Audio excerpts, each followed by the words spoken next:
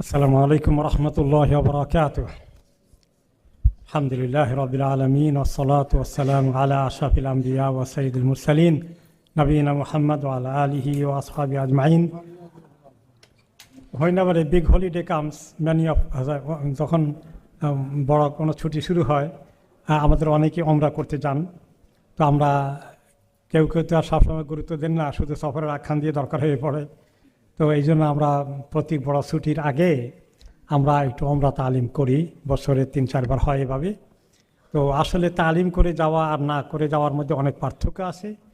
So today's Umrah Ta'lim is in Bangla, and tomorrow after Asr Umrah Ta'lim will be taking place in English inshallah ta'ala. এখন আমরা আসি যে উমরা তালিমের দরকার কি। আমরা তো এটা তো এত বড় কোনো ইবাদত না, আমরা তো কাউকে দেখে দেখে করে ফেলতে পারবো না, আমাদের মধ্যে কাউকে দেখে দেখে করা যায় না, উমরা তো দেখে দেখে করা যেতে পারে। তো আসলে কোনো জিনিস শিখে যাওয়া, করে যাওয়া, বুঝে যাওয়া, তারপরে করা অনেক পার্থক্য আছে। এবং আল্লাহ তাআলা আমাদেরকে এটা ফরজ করে দিয়েছেন।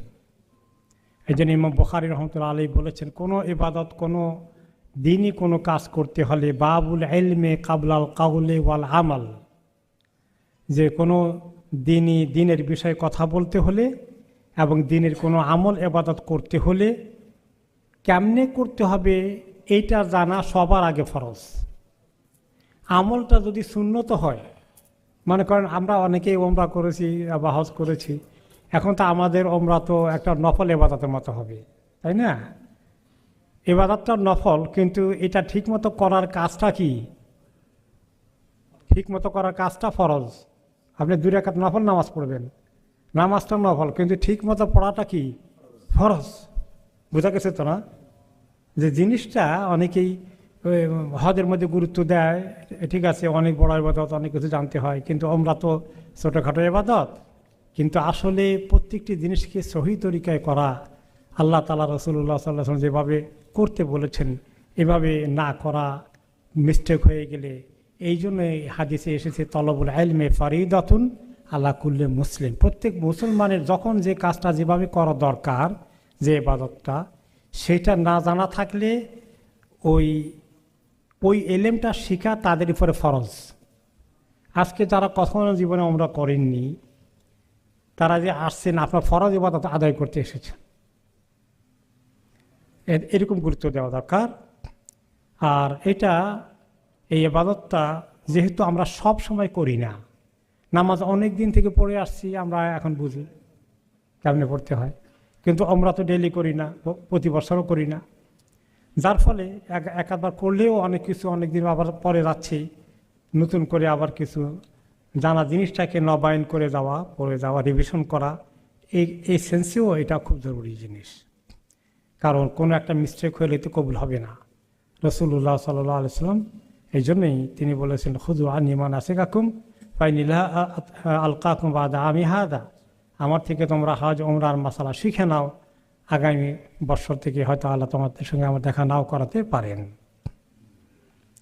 তাহলে আপনারা এই ফরজ ইবাদত করতেছেন এখন যারা উমরার তালিম শিখতে এসেছেন। আর যদি ইবাদত ফরজ নাও হয় তাহলেও সেটা শেখাটাও ফরজ, এটা আমরা বুঝলাম।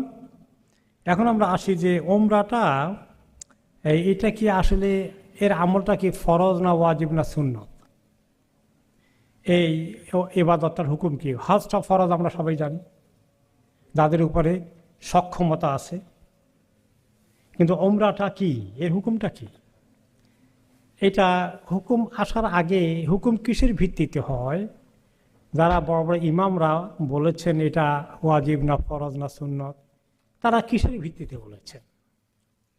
তারা ওই ভিত্তিতে বলেছেন যে কোরআনে এই ইবাদত সম্পর্কে কেমনে বলেছে, কি বলেছে, হাদিসে কি বলেছে, কি কেমনে বলেছে। সবসময় এই ফরজ শব্দটা আসে নাই। এখন কোরআন শরীফে উমরার কথা কি আসছে? ওয়া আতিমুল হাজ্জা ওয়াল উমরাতা লিল্লাহ, আল্লাহর জন্যে, আল্লাহকে খুশি করার জন্যে তোমরা হজ এবং উমরার ইবাদত আদায় করো। তো হজ যাদের উপরে ফরজ আছে, এটা তো ফরজ হবে, জীবনে একবার করা ফরজ। এখন সেই সেন্সে যে ওমরাও জীবনে একবার করা ফরজ, কারণ হজ এবং ওমরা দুইটা একসঙ্গে আসছে এবং এটা আল্লাহ হুকুম করেছেন। এটাকে সিগাত আমর বলা হয় যারা মাদ্রাসায় পড়েছেন। আল্লাহ কোনো কিছু কমান্ড করলে, হুকুম করলে সেটা সাধারণত ফরজ হয়ে যায়।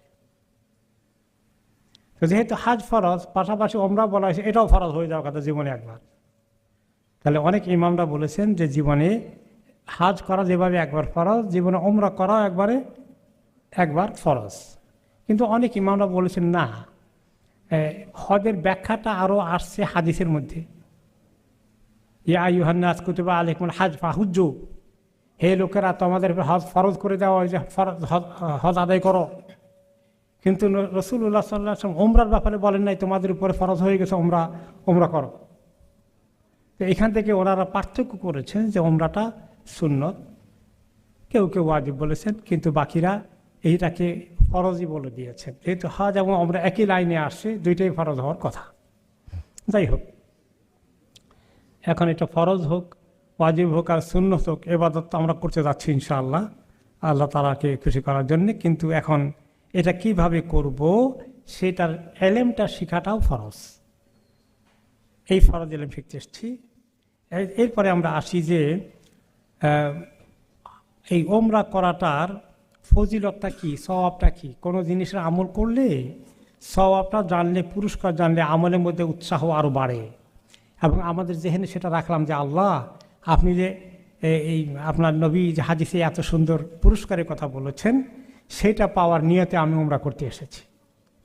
কি বলেছেন রাসূলুল্লাহ সাল্লাল্লাহু আলাইহি ওয়াসাল্লাম? তিনি বলেছেন তাবিউ বাইনাল হজ ওয়াল উমরা, সুযোগ হলে তোমরা জীবনে একাধিক হজ এবং ওমরা করো। যাদের আল্লাহ সুযোগ দিয়েছেন শুধু একবার নয়, একাধিকবার করো। ফাইন্নাহুমা ইউনফিয়ানিল ফাকরা ওয়াদ দুনুব কামা ইউনফিল কিরু খুবাসাল হাদিদ ওয়াদ যাহাব ওয়াল ফিদ্দা। এই হজ ওমরা বেশি বেশি করা এইভাবে তোমাদের গুনাহগুলোকে মুছে দেয়, সাফ করে দেয়, ক্লিন করে দেয় তোমাদেরকে গুনাহ থেকে। যেভাবে কোনো লোহা, সোনা, রূপা এগুলা মরিচা ধরে গেলে পুরনো হয়ে যায়, জং ধরে যায়, সেগুলাকে কর্মকারের কাছে নিলে গরম করে আগুনে যে জ্বালায় লোহাকে, স্বর্ণকারে লোহাকে, সোনাকে আগুনে জ্বালায়, জ্বালালে কি হয়? লোহা আর সোনা ধাতুটা কি হয়ে যায়? পরিষ্কার হয়ে যায়। যত ময়লা ছিল সব দূর হয়ে যায়, ওয়াশটা হয়ে। ঠিক তেমনি যারা বেশি বেশি হজ ওমরা করে তাদের শরীর থেকে আল্লাহ গুনাহগুলোকে এবার ধুয়ে মুছে সাফ করে দেন, তাহলে গুনাহ মাফ হবে। এ বড় আশা করে আমরা উমরায় যেতে পারি। এরপরে আরেকটি হাদিসে এসেছে আল উমরাতু ইলাল উমরাতি কাফারাতুন লিমা বাইনাহুমা। এক উমরা থেকে আরেক উমরা, এই দুই উমরার মাঝখানে যত গুনাহ হয়েছিল, এই দুই উমরার কারণে মাঝখানে গুনাহগুলোকে আল্লাহ মুছে দেবেন। তাহলে এই একটা ফজিলত আমরা শুনলাম। এরপর আরেকটা মাসালা আমরা জেনে নেই, বদলি উমরা করা যায় কিনা। যেভাবে বদলি হজ করা যায় এই বিষয়ে মাসালা কি, সেটাও হাদিস থেকে।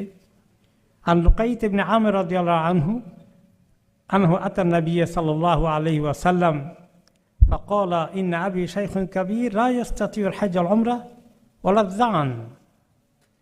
তিনি এক ভাই এসে বললেন সাহাবীদের, লুকাইত ইবনে আমির, যে আমার বাবা অনেক বুড়ো হয়ে গেছেন, খুব বৃদ্ধ, হজ ওমরা কিছুই করতে পারেন না, সফর করতে সক্ষম নন। তাহলে তারপর থেকে আমি হজ আর ওমরা কি করতে পারি চাইলে? ক্বালা হুজ্জা আন আবিকা ওয়া তামির, তোমার বাবার পক্ষ থেকে বদলি হজ করতে পারবে, বদলি ওমরাও করতে পারবে। তাহলে আমরা অন্যের পক্ষ থেকেও, মা বাবার পক্ষ থেকেও করতে পারি হজ ওমরা। জীবিত থাকে তারা যদি অসুস্থ, যেতে পারেন না, সফর করতে পারবেন না, তাহলে তাদের পক্ষ থেকে বদলি হজ বদলি ওমরা করা যায়। ইন্তেকাল করে ফেললেও তাদের পক্ষ থেকে আমরা বদলি হজ বদলি ওমরা করতে পারি। তবে নিজেরটা আগে করে নিয়ে তারপরে তাদেরটা করার জন্য সফর করা দরকার। আর রমাদান মাসে ওমরা করলে আরেকটি এক্সট্রা সওয়াব, ওমরাতুন ফি রমাদান তা'দিল হাজ্জাতান ও হাজ্জাতান মাই। কেউ যদি রমাদান মাসে ওমরা করে নবী করিম সাল্লাল্লাহু আলাইহি ওয়াসাল্লাম বললেন, সেই ব্যক্তিকে আল্লাহ তাআলা একটি হজের সওয়াব দান করেন, অথবা আরেকটি রিওয়ায়াতে এসেছে যে তাকে একটি আমার সঙ্গে হজ করার সওয়াব দান করেন। ছোট বাচ্চা কাচ্চাদের ওমরা হজ ঠিক আছে কিনা, তাদের ওমরা হবে কিনা, এই বিষয়ে হাদিস আন ইবনে আব্বাস রাদিয়াল্লাহু আনহুমা আন্না নবিয়্য সাল্লাল্লাহু আলাইহি ওয়াসাল্লাম লাকিয়া রাকবান বির রাওহা। নবী করিম সাল্লাল্লাহু আলাইহি ওয়াসাল্লাম যখন তিনি এই হজ ওমরা সফরে যখন মক্কা দিকে আসছিলেন মদিনার থেকে, তখন মাঝখানে রাস্তার মধ্যে রাওহা এলাকায় যখন পৌঁছেছিলেন, আরেকটি কাফেলাকে দেখতে পেলেন, তারাও সেদিকে রওনা। তিনি তাদেরকে জিজ্ঞেস করলেন, মানিল কওম, তোমরা কে, কোত্থেকে এসেছ? ক্বালু আল মুসলিমুন, আমরা সবাই তো মুসলিম ইয়া রাসূলুল্লাহ। ক্বালু মান আনতা, তারা বললেন ওনারা কোনোদিন আল্লাহ নবীকে দেখেন নাই, শুনে শুনে মুসলিম হয়েছে। কোনো সাহাবী ওনাদের কাছে ইসলামের দাওয়াত দিয়েছিল, ওনারা কবুল করে ফেলেছিলেন, আল্লাহ নবীকে দেখেন নাই। তো ওনারা পাল্টা প্রশ্ন করলেন, আপনি কে? রাসূলুল্লাহ সাল্লাল্লাহু আলাইহি ওয়াসাল্লাম উনি বললেন,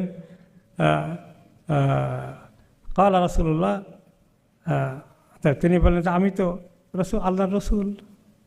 এই কথা শোনার পরে ওই কাফেলার মধ্যে ফারাফাত ইমরাআতুন সাবিয়ান, ওই কাফেলার মধ্যে যারা ওমরা করতে আসছে বা হজ করতে আসছে, তাদের সঙ্গে ছোট্ট একটা বাচ্চা ছিল, বেবি ছিল। বেবি মানে একেবারে কোলের বেবি না, একটু বড় শিশু। তো এই বেবিটাকে উপরে উঠে ধরলো মহিলা, এখনও বালেগ হয়নি, আরও ছোট, যে এর কি হজ করাইলে তাকে হজ হবে? বল না, ওলাকে আজর, হ্যাঁ একে হজ করাতে পারবে, একে ওমরা করাতে পারবে, তাহলে তার হজ ওমরার সওয়াব তুমি নিজে পেয়ে যাবা। তাহলে এতে বোঝা গেল, কেউ যদি সফরের সঙ্গে বাচ্চা থাকে, যে বাচ্চাদের একটু বুঝ আছে, একেবারে দুধের বাচ্চা ওই রকম না, তো মনে করেন 4 বছর 5 বছর বা 7-8 বছর 5-6 বছর এরকম বাচ্চাদের চাইলে হজ ওমরা করানো যায়, মা বাবার সাথে রেখে তাদেরকে সেভাবে মেনটেন করবে। যাই হোক, এরপরে আমরা আসি যে এবার ওমরার মূল কাজ কয়টা। ওমরার প্রথম কাজ তো এহরাম করা, 2 নম্বর হলো তাওয়াফ করা পৌঁছে গেলে, 3 নম্বর সাই করা, সাইর পরে চুল কেটে ফেলা। এই কয়টাই ওমরার কাজ, আর কোনো কাজ না। এহরাম, তাওয়াফ, সাই, চুল কাটা, আচ্ছা এই কয়টা কাজের মধ্যে শেষ। এবং মক্কায় পৌঁছে গেলে এই ওমরা করতে মাত্র 3-4 ঘন্টায় ওমরা কমপ্লিট হয়ে যেতে পারে, বাস। এখন আমরা আসি যে আমরা কোত্থেকে এহরাম করব। আমরা এহরাম করব মিকাতের বাইরে থেকে। মিকাত হলো মক্কা শহরের চতুর্পাশে একটা সীমারেখা, একটা বর্ডার নির্দিষ্ট করে দেওয়া আছে। জিবরিল আলাইহিস সালাম এসে রাসূলুল্লাহ সাল্লাল্লাহু আলাইহি ওয়াসাল্লামকে দেখিয়ে দিয়েছেন, তিনি সেখানে পিলার গেড়ে দিয়ে এরিয়া ঠিক করে দিয়েছেন যে কোথায় কোথায়, বা তিনি মুখে বলে গেছেন যে হারামের এরিয়া পিলার গাড়া হয়েছে, কিন্তু মিকাতের এরিয়াগুলোকে জিবরিল আলাইহিস সালাম ওনাকে বলে গেছেন যে মক্কা শহর থেকে বেশ কিছু মাইল দূরে থেকে মিকাত শুরু হয়ে যায়। কোনো কোনো সাইডে কয়েকশো মাইল দূরে থেকে মিকাত শুরু হয়ে যায়। তো মিকাত পৌঁছার আগেই আমাদের এহরাম করতে হয়, এহরাম পড়তে হয়, নিয়ত করতে হয়। এহরাম আগে করতে পারে, কিন্তু নিয়ত করে এহরামের ভিতরে ঢুকা, এইটা হবে মেইনলি জেদ্দা পৌঁছার 15-20 মিনিট আগে, যখন অ্যানাউন্স করবে বিমান আলারা যে আমরা কিছুক্ষণের মধ্যেই পৌঁছে যাব জেদ্দা এয়ারপোর্টে। যারা যারা ওমরা হজের নিয়তে আসেন, আপনাদেরকে এই কয়েক মিনিটের মধ্যে এহরাম করে নিতে হবে। তখন আপনি বলবেন লাব্বাইক আল্লাহুম্মা ওমরা, আল্লাহ আমি ওমরা নিয়ত করলাম। এহরামের পোশাকটা কখন পরবেন, ওই সময় তো তড়িঘড়ি করে পোশাক পরা যাবে না, এটা আগেই পরে নেওয়া যায়। আপনি যে এয়ারপোর্ট থেকে উঠলেন সেই এয়ারপোর্টে করা যেতে পারে, কিন্তু আপনি সেখানে কোনো ধরনের নিয়ত করবেন না, নিয়ত পরে করবেন। তার আগে আমরা আবার একটু পেছনে আসি যে বাড়ি থেকে বাইর হওয়ার আগে ওমরার প্রস্তুতির জন্য কি করা দরকার। এহরাম তো ঘরে পরবেন না, এখানে সাথে করে নিয়ে যাবেন, কিন্তু আপনি নিজের কিছু শারীরিক প্রস্তুতি আছে। সেটা হলো যে এহরাম পরার আগে নিয়ম হলো নিজের যে সমস্ত পশম মস্ত ফেলে দিতে হয় বড় হয়ে গেলে, এগুলো ক্লিন করা দরকার। নখগুলো, হাতে পায়ে নখগুলো কাটা দরকার। তারপরে একটু গোসল করা, মানে বের হওয়ার আগে একটু গোসল করে নেওয়া দরকার, শাওয়ার করে নেওয়া দরকার, এবং শরীরের মধ্যে কিছু পারফিউম আতর লাগানো দরকার। তো এভাবে করে আমরা এখান থেকে যাব। আর যারা মদিনার থেকে আগে মদিনা যাচ্ছেন, পরে মক্কায় জেদ্দায় আসবেন, মক্কায় আসবেন, এখানে কেউ আসেন নাকি এরকম? আগে মদিনা যাচ্ছেন, পরে আসেন, এই একজন আছেন, এটা আছে। তো তাহলে আপনাদের এখন কিছু লাগবে না, স্বাভাবিক অবস্থায় মদিনায় চলে যাবেন। মদিনার ইবাদত শেষ করে মদিনায় জুল হুলাইফা মিকাত আছে, সেখানে আপনাদের গাড়িওয়ালারা সেখানে নিয়ে যাবে। ওইখানে আপনি ইহরামের কাপড় চেঞ্জ করতে পারবেন, নিয়ত করবেন, আপনি সেখানে আপনার এই 2 রাকাত নফল নামাজ পড়বেন, তারপর তালবিয়া পড়বেন। আমরা সিরিয়াল এগুলো বলতেছি। যারা ট্রানজিট করেন, এখান থেকে সরাসরি জেদ্দা যান না, অন্য জায়গায় ট্রানজিট আছেন নাকি কেউ? কোথায় যাচ্ছেন মনে করেন? কোন জায়গায় ট্রানজিট হবে? বাহরাইন, দোহা, কাতারে, কায়রোতে, মিশরের, দুবাইতে, এই সমস্ত জায়গায় যারা ট্রানজিটে যাবেন, তারা এখন এখানে করা লাগবে না কিছু। ট্রানজিটের ওখানে গিয়ে প্লেন নামলে আরেকটা উঠার আগে মুসলিম দেশে সব জায়গাতে মসজিদ আছে, সেখানে ওমরাটা, ইহরামটা পড়ে নেওয়ার সুযোগ আছে, ওইখানে পড়বেন, এখন দরকার নাই।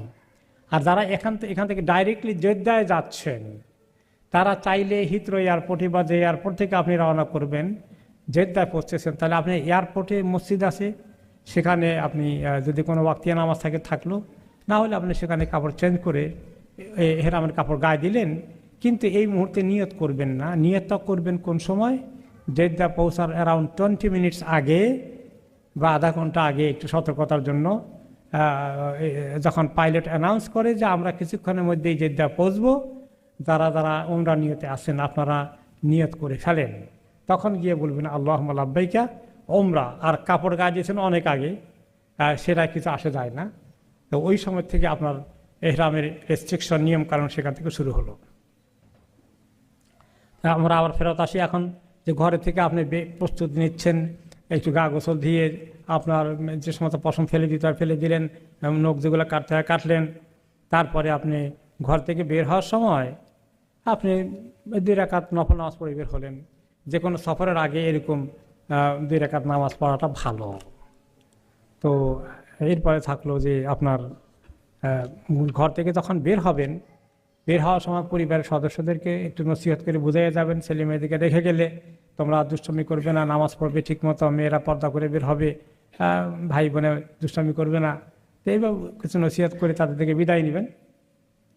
বিদায় দিন সময় আপনি তাদেরকে বলবেন আস্তাউযিকুমুল্লাহ আল্লাযী লা তাদিউ ওয়াদাইহু। এই দোয়া একটা আছে যে সফরের সময়, শুধু উমরা হজের সফরে নয়, যে কোনো সফরের সময় ফ্যামিলি রেখে গেলে যাওয়ার সময় ঘরওয়ালাদেরকে, বাড়ি যারা থাকবে তাদেরকে বিদায় নেওয়ার একটা দোয়া আছে, বিদায় দোয়া। এটা হিসনুল মুসলিম কিতাবের মধ্যে পাবেন, তাই না? এই যে হিসনুল মুসলিম, ফটোস অফ দ্য মুসলিম, এখানে পাবেন এটা বাংলাতে, ইংলিশে। তো এই কিতাব থেকে ওই দোয়াটা পড়বেন তাদেরকে বিদায় দেওয়ার সময়। আর বাড়িওয়ালারা যদি কাউকে বিদায় দেয়, শুধু হজের জন্য না, যে কোনো অন্য দেশে গেলে, অন্য শহরে চলে গেলে, তখন তাদেরকে যাকে বিদায় দিবেন তার জন্য একটা দোয়া আছে।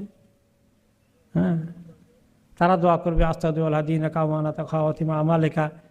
আল্লাহ তাআলা আপনার দিন, আপনার আমানত, আপনার সর্বশেষ আমল সব কিছুর জন্য আল্লাহ আপনার ঠিকমতো করা, আপনার এটা আমানত রাখলাম। ওয়াজাওয়াদাক আল্লাহু তাকওয়া, আল্লাহ আপনার তাকওয়া বাড়িয়ে দিন। গাফারা যামবাকা, আল্লাহ আপনার গুনাহ মাফ করে দিন।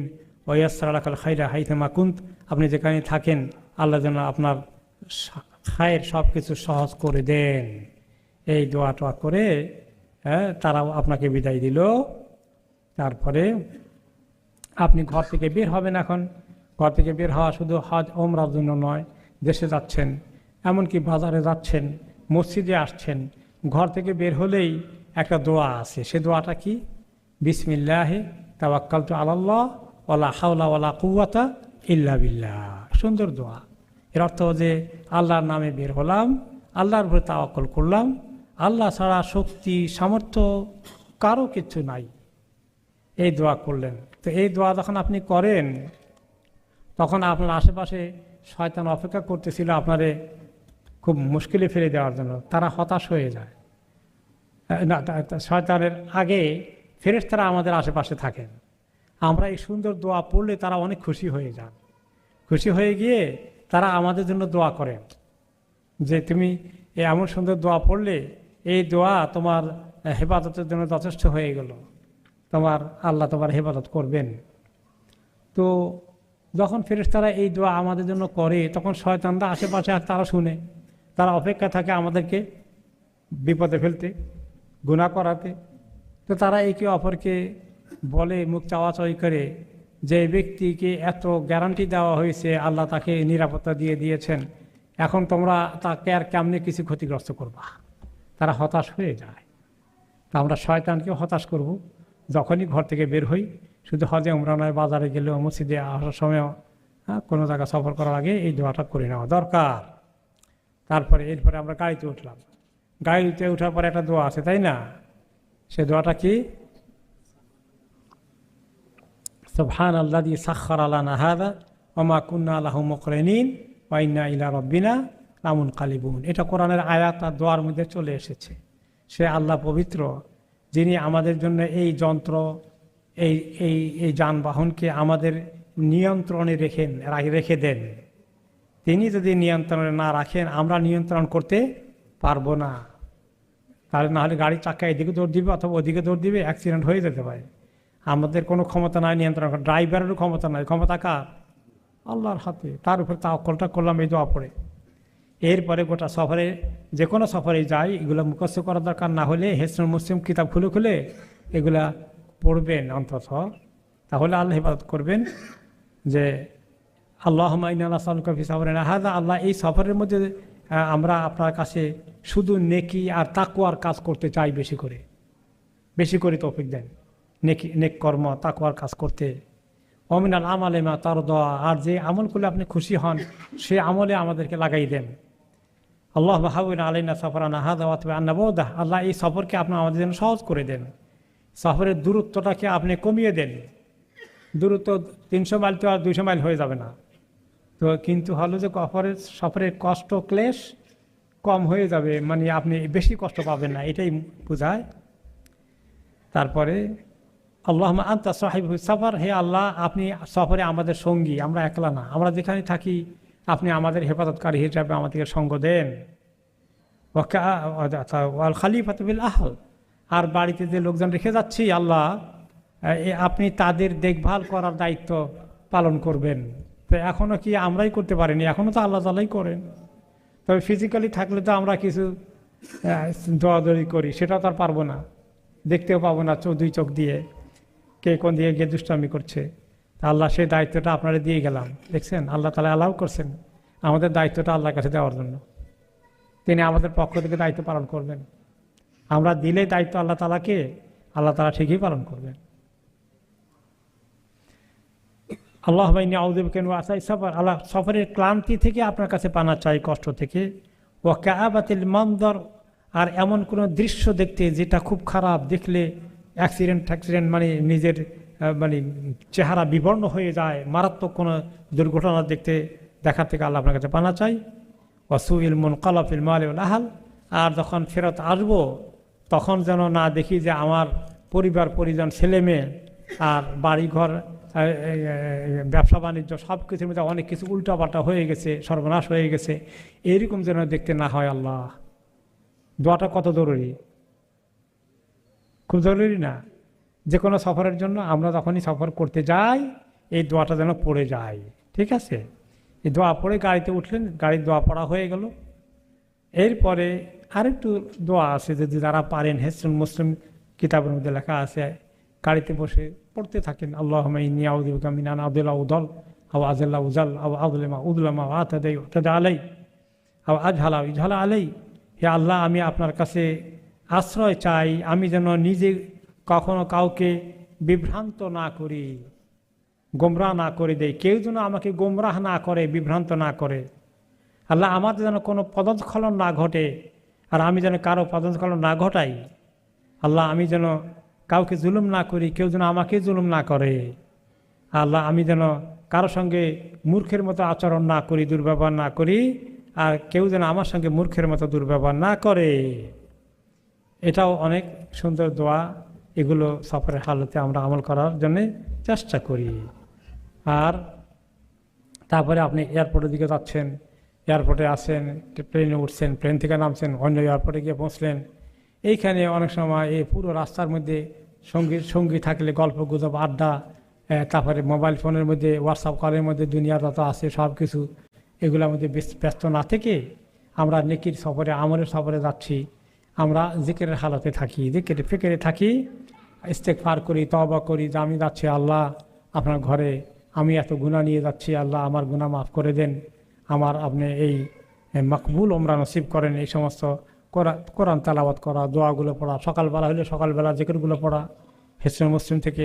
সন্ধ্যাবেলা হয় এই সন্ধ্যাবেলা জিকিরগুলো, দোয়াগুলো পড়া, যেগুলো লিস্ট আছে, তার কোরআন শরীফ পড়া। এয়ারপোর্টে বসে আছেন, পাশে আরেকজন আছে সঙ্গী সাথী, খালি গল্পের পরে গল্পই চলতেছে, এর মধ্যে সব কেমন হবে? তার চেয়ে এবাদতে যাচ্ছি, সবাই আমরা মনোযোগ দিলাম এই দোয়ার দিকে, এবাদতের দিকে। হ্যাঁ, কথা বলতে গেলে তো হঠাৎ করে গীবত চলে আসবে, হঠাৎ করে আরেকজনের বদনামি প্রসঙ্গ চলে আসতে পারে। এই জন্য এই নেকির সফরে নেক থাকার চেষ্টা করি, যাতে করে কোনো গুনাহ মুখ দিয়ে চোখ দিয়ে না হয়। চোখকে নিয়ন্ত্রণ করা। এয়ারপোর্টে গেলে চোখের গুনাহ বাড়ে না কমে? বাড়ার সম্ভাবনা বেশি। সেখানে মহিলারা যেভাবে আপনার চলাফেরা করে, এটা তো আমরা বুঝি যে চোখে মানে এই নেকি সফরে যাচ্ছি, এই সময় যদি আল্লাহ আমাদের চোখের গুনাহ থেকে অন্তত হেফাজত না করেন, তাহলে আমরা ক্ষতিগ্রস্ত হয়ে যাব। আর এই জন্যই আল্লাহ তাআলা হজ ওমরার আলোচনায় বলছেন যে জার্নির মধ্যে ওয়াতাজাওয়াদু ফাইনা খায়রা যাদি তাকওয়া। তোমরা হজ ওমরায় যাচ্ছ, তাহলে একটু সম্বল বেশি করে নাও, বেশি করে তোমরা সম্বল নাও, পাথেও নাও, সম্বল পাথেও প্রভিশন, সাথে করে টাকা পয়সাই শুধু নয়, ওগুলো লাগবে। আসল সম্বল হচ্ছে নেক আমল, তাকওয়া। তাকওয়াটা যদি সফরের মধ্যে ধরে রাখতে পারি, তাহলে তাকওয়া ওমরার কাজে আমাদেরকে অনেক এগিয়ে দিবে। আর তাকওয়া যদি আমাদের জানি রাস্তার মধ্যে তাকওয়া নাই, চোখ দিয়ে আমরা চতুর্দিকে খালি দেখতেই থাকি গুনার জিনিসগুলো, তাহলে তো আমাদের ভালো ওমরা নসিব হওয়ার আশা করা যায় না। মাকবুল ওমরা আল্লাহ নসিবে রাখবেন না। তাহলে এই জন্য ওই নিয়ে যে আল্লাহ আমি আসছি, সফর করতেছি, আমার সফরের হালতে যেন আল্লাহ আমি যেন কোনো গুনাহ না করি। আমার জবান আর চোখ, এই দুটার গুনাহতে বেশি হবে, তাই না? আর চুরি টুরি তো আমরা করবো না সফরের মধ্যে, আল্লাহ এমনি তো আমরা করবো না হয়তো কোনো সময়।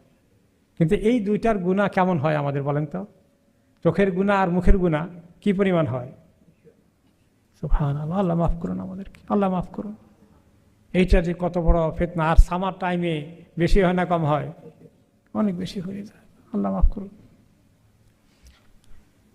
তারপরে হলো যে আপনি কোথায় ইহরাম করবেন এটা বলে দিলাম। কেউ যদি চান হিথ্রো এয়ারপোর্টে করে নিলেন, গায়ে কাপড় চেঞ্জ করে ফেললেন, প্লেনে চেঞ্জ করতে অসুবিধা। সৌদি এয়ারলাইন্সে যারা যাবেন, সৌদি এয়ারলাইন্সে কেউ যাচ্ছেন নাকি? হ্যাঁ, সৌদি এয়ারলাইন্সে প্লেনের ভিতরে একটা ক্যাবিন আছে, পুরুষরা ওখানে চেঞ্জ করতে পারে।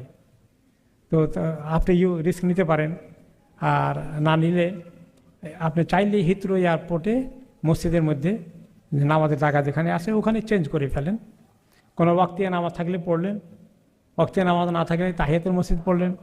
আর নামাজ না পড়লেও অসুবিধা হবে না, নিয়ত করলেন না। এখন আপনি শুধু কাপড় গায়ে দিচ্ছেন, ওমরার নিয়ত এখনও হয় নাই। তো এইভাবে অ্যাডভান্স কাপড় পরতে পারলেন, কিন্তু নিয়ত এখন করবেন না। তো এরপরে আপনি এরকম না করেই প্লেনে চলে গেলেন।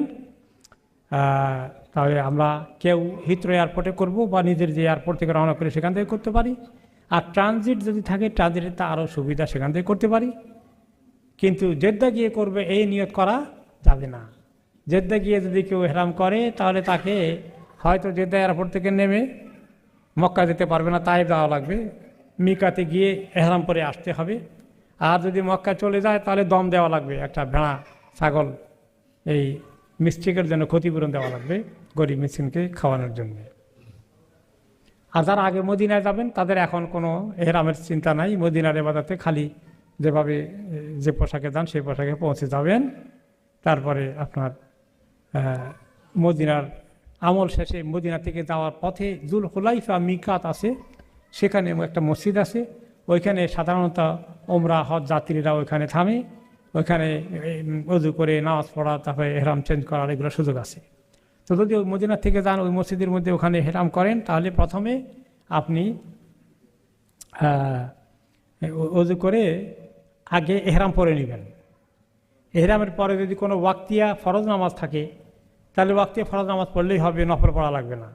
আর যদি ওয়াক্তিয়া কোনো ফরজ নামাজের সময় না হয় তাহলে 2 রাকাত নফল নামাজ পড়ে নেবেন। এহরাম পড়লেন, নফল নামাজ পড়লেন, অথবা এহরাম পড়লেন, ফরজ পড়লেন। এরপরে গিয়ে এখন আপনি নিয়ত করবেন আল্লাহুম্মা লাব্বাইক উমরাহ, হে আল্লাহ আমি ওমরার নিয়ত করে ফেললাম। আর পড়ে ফেলবেন সঙ্গে সঙ্গে তালবিয়া, লাব্বাইক আল্লাহুম্মা লাব্বাইক, লাব্বাইক লা শারীকা লাক লাব্বাইক, ইন্নাল হামদা ওয়ান নি'মাতা লাকাল মুলক লা শারীকা লাক। এটা সুন্দর একটি কথা। এর অর্থটা কি? যখন পড়বো অর্থটা মনে রাখবে যে আল্লাহ আমি হাজির, আমি হাজির। কোথায় হাজির?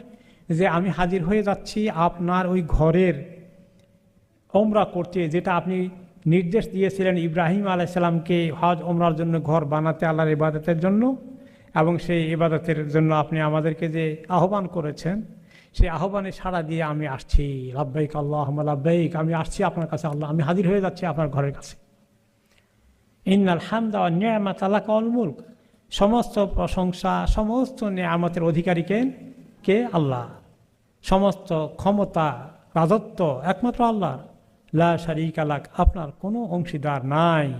এই তৌহিদের স্লোগান হচ্ছে তালবিয়া। এই তালবিয়াটা এরপর থেকেই, যখন থেকেই মিকাত ক্রস করলেন, আপনি তালবিয়া পড়তে থাকবেন। যত বেশি বেশি পড়া যায় ভালো। আসলে সুন্নত হচ্ছে ব্যক্তিগতভাবে নিজে নিজে একটু আস্তে আস্তে পড়া। কিন্তু আমাদের লোকেরা যারা ট্যুর অপারেটর, তারা একটু তাদের ট্যুর অপারেশনের দায়িত্ব পালন করে দেন, সবাইকে নিয়ে একসঙ্গে কোরাস গায় আর কি, কোরাসের মতো করে পড়ে একসঙ্গে। তো এটা অসুবিধা হয় যে কেউ কেউ হয়তো শরীর খারাপ, একটু ঝিমিয়ে গেছে, একটু ঘুমাচ্ছে, কোচে বসা আছে, তাদের জন্য কষ্ট হয়ে যায়। হ্যাঁ, আর এটা সুন্নত হলো যে নিজে এটা দোয়ার মতো করে, জিকিরের মতো করে, এটা উত্তম জিকির। হজের সফরে এই জিকিরটা, তালবিয়াটা একটি উত্তম জিকির। আর এটা কোনো সময় একটু উঁচু আওয়াজে পড়া হাদিসে এসেছে। নবী করিম সাল্লাল্লাহু আলাইহি ওয়াসাল্লামের কাছে জিবরাইল আলাইহিস সালাম আসছেন, উনি এসে বলছেন আমরা যেন একটু উঁচু আওয়াজে আমরা যেন তালবিয়া বলি। একটু উঁচু আওয়াজে পড়লে সুবিধা, যে যারা পড়তেছিল না তাদের খেয়াল হবে। কিন্তু আবার এত জোরে না, কেউ যদি একটু ঝিমিয়ে থাকে তার যেন কষ্ট না হয়। এইভাবে তালবিয়া অনেক একটা ফজিলতের ইবাদত এবং তাওহীদের ইবাদত। সেখানে লাব্বাইক আল্লাহুম্মা লাব্বাইক, লাব্বাইক লা শারীকা লাক লাব্বাইক, শিরক থেকে মুক্ত। ইন্নাল হামদা ওয়ান নি'মাতা লাকাল মুলক, সমস্ত প্রশংসা, সমস্ত ক্ষমতা, সমস্ত কিছুর সুযোগ সুবিধা ও নিয়ামত যা কিছু আছে সবই আপনার, কারো এখানে কোনো কৃতিত্ব নাই। সব কিছু সবার থেকে সরিয়ে আল্লাহমুখী করে ফেলাম, এটা আসল তৌহিদ। এটা একটা বড় তৌহিদের স্লোগান। এই আমরা তৌহিদকে নবায়ন করি যখন এই হজে উমরা যাই। ওকে, আর পুরুষরা একটু উঁচু আওয়াজে করবেন, কিন্তু মহিলাদের কণ্ঠের মধ্যে পর্দা আছে, ওনারা নিচু আওয়াজে করবেন, নিজেই শুনেন আর কেউ যেন না শোনে। তো এখন এহরাম করবেন কিভাবে? এহরাম করার পরে যখন যখন আপনি মিকাতে এহরাম করতেছেন, আর কোনো কাপড় গায়ে দিতে পারবেন না, মাত্র 2 পিস কাপড় মাত্র এই পুরুষের পোশাক। মহিলাদের কোনো আলাদা কোনো এহরামের কাপড় লাগে না। তাদের যে সমস্ত কাপড় তারা পরেন, পর্দার জন্য ভালো হয়, বরকত থাকবেই উপরে, সেটা তারা পরবেন। কিন্তু পুরুষের এই সমস্ত শার্ট, পাঞ্জাবি, তোপ কোনো কিছুই পরতে পারবেন না, শুধু 2 টুকরা চাদর, সেলাইবিহীন লুঙ্গি। আমরা দেশে দেখেছি লুঙ্গি আছে, কোনো লুঙ্গি সেলাইবিহীন হয়।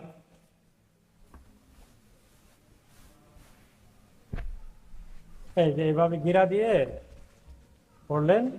আর নিরাপত্তার জন্য হঠাৎ করে খুলে গেলে মুশকিল, তার জন্য বেল্ট লাগানো, সাধারণ বেল্টের পরিবর্তে এরকম বেল্ট লাগাবেন। এই বেল্টগুলো একটা এক্সকিউজ আছে। এক্সকিউজ কি?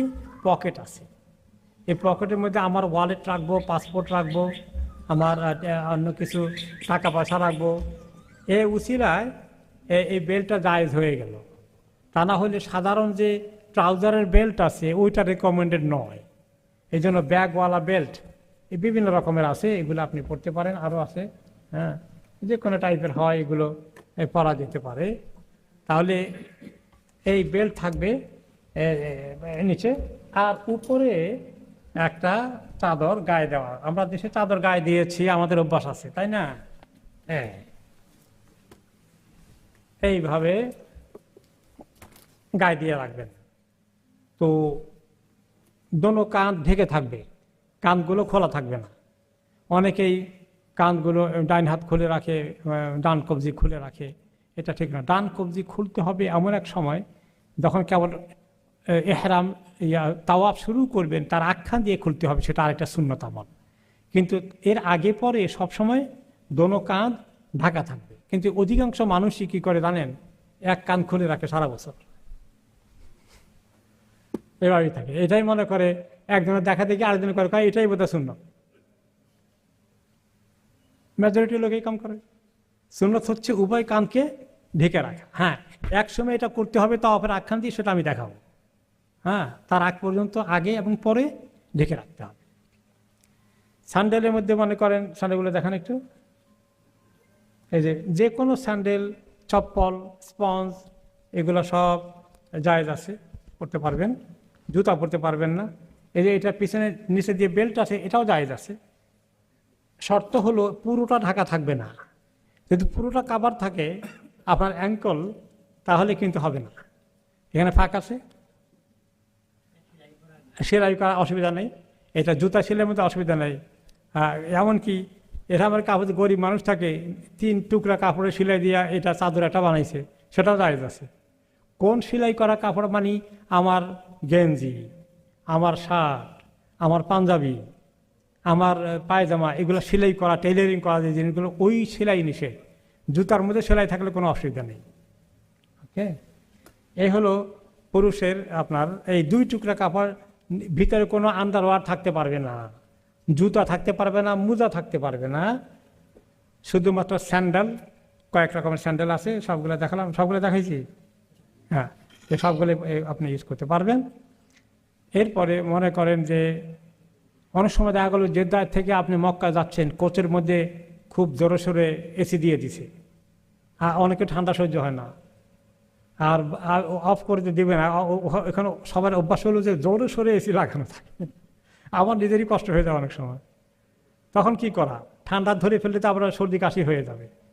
তখন আপনি এবার প্লেনের মধ্যেও অনেক সময়, আমি যদি মনে করেন এখান থেকে জেদ্দা যাওয়া নিয়েতে, জেদ্দা এয়ারপোর্টে পৌঁছার তো 15-20 মিনিট আগে তো আমি ইয়ে করতে হবে, এহরাম নিয়ত করতে হবে।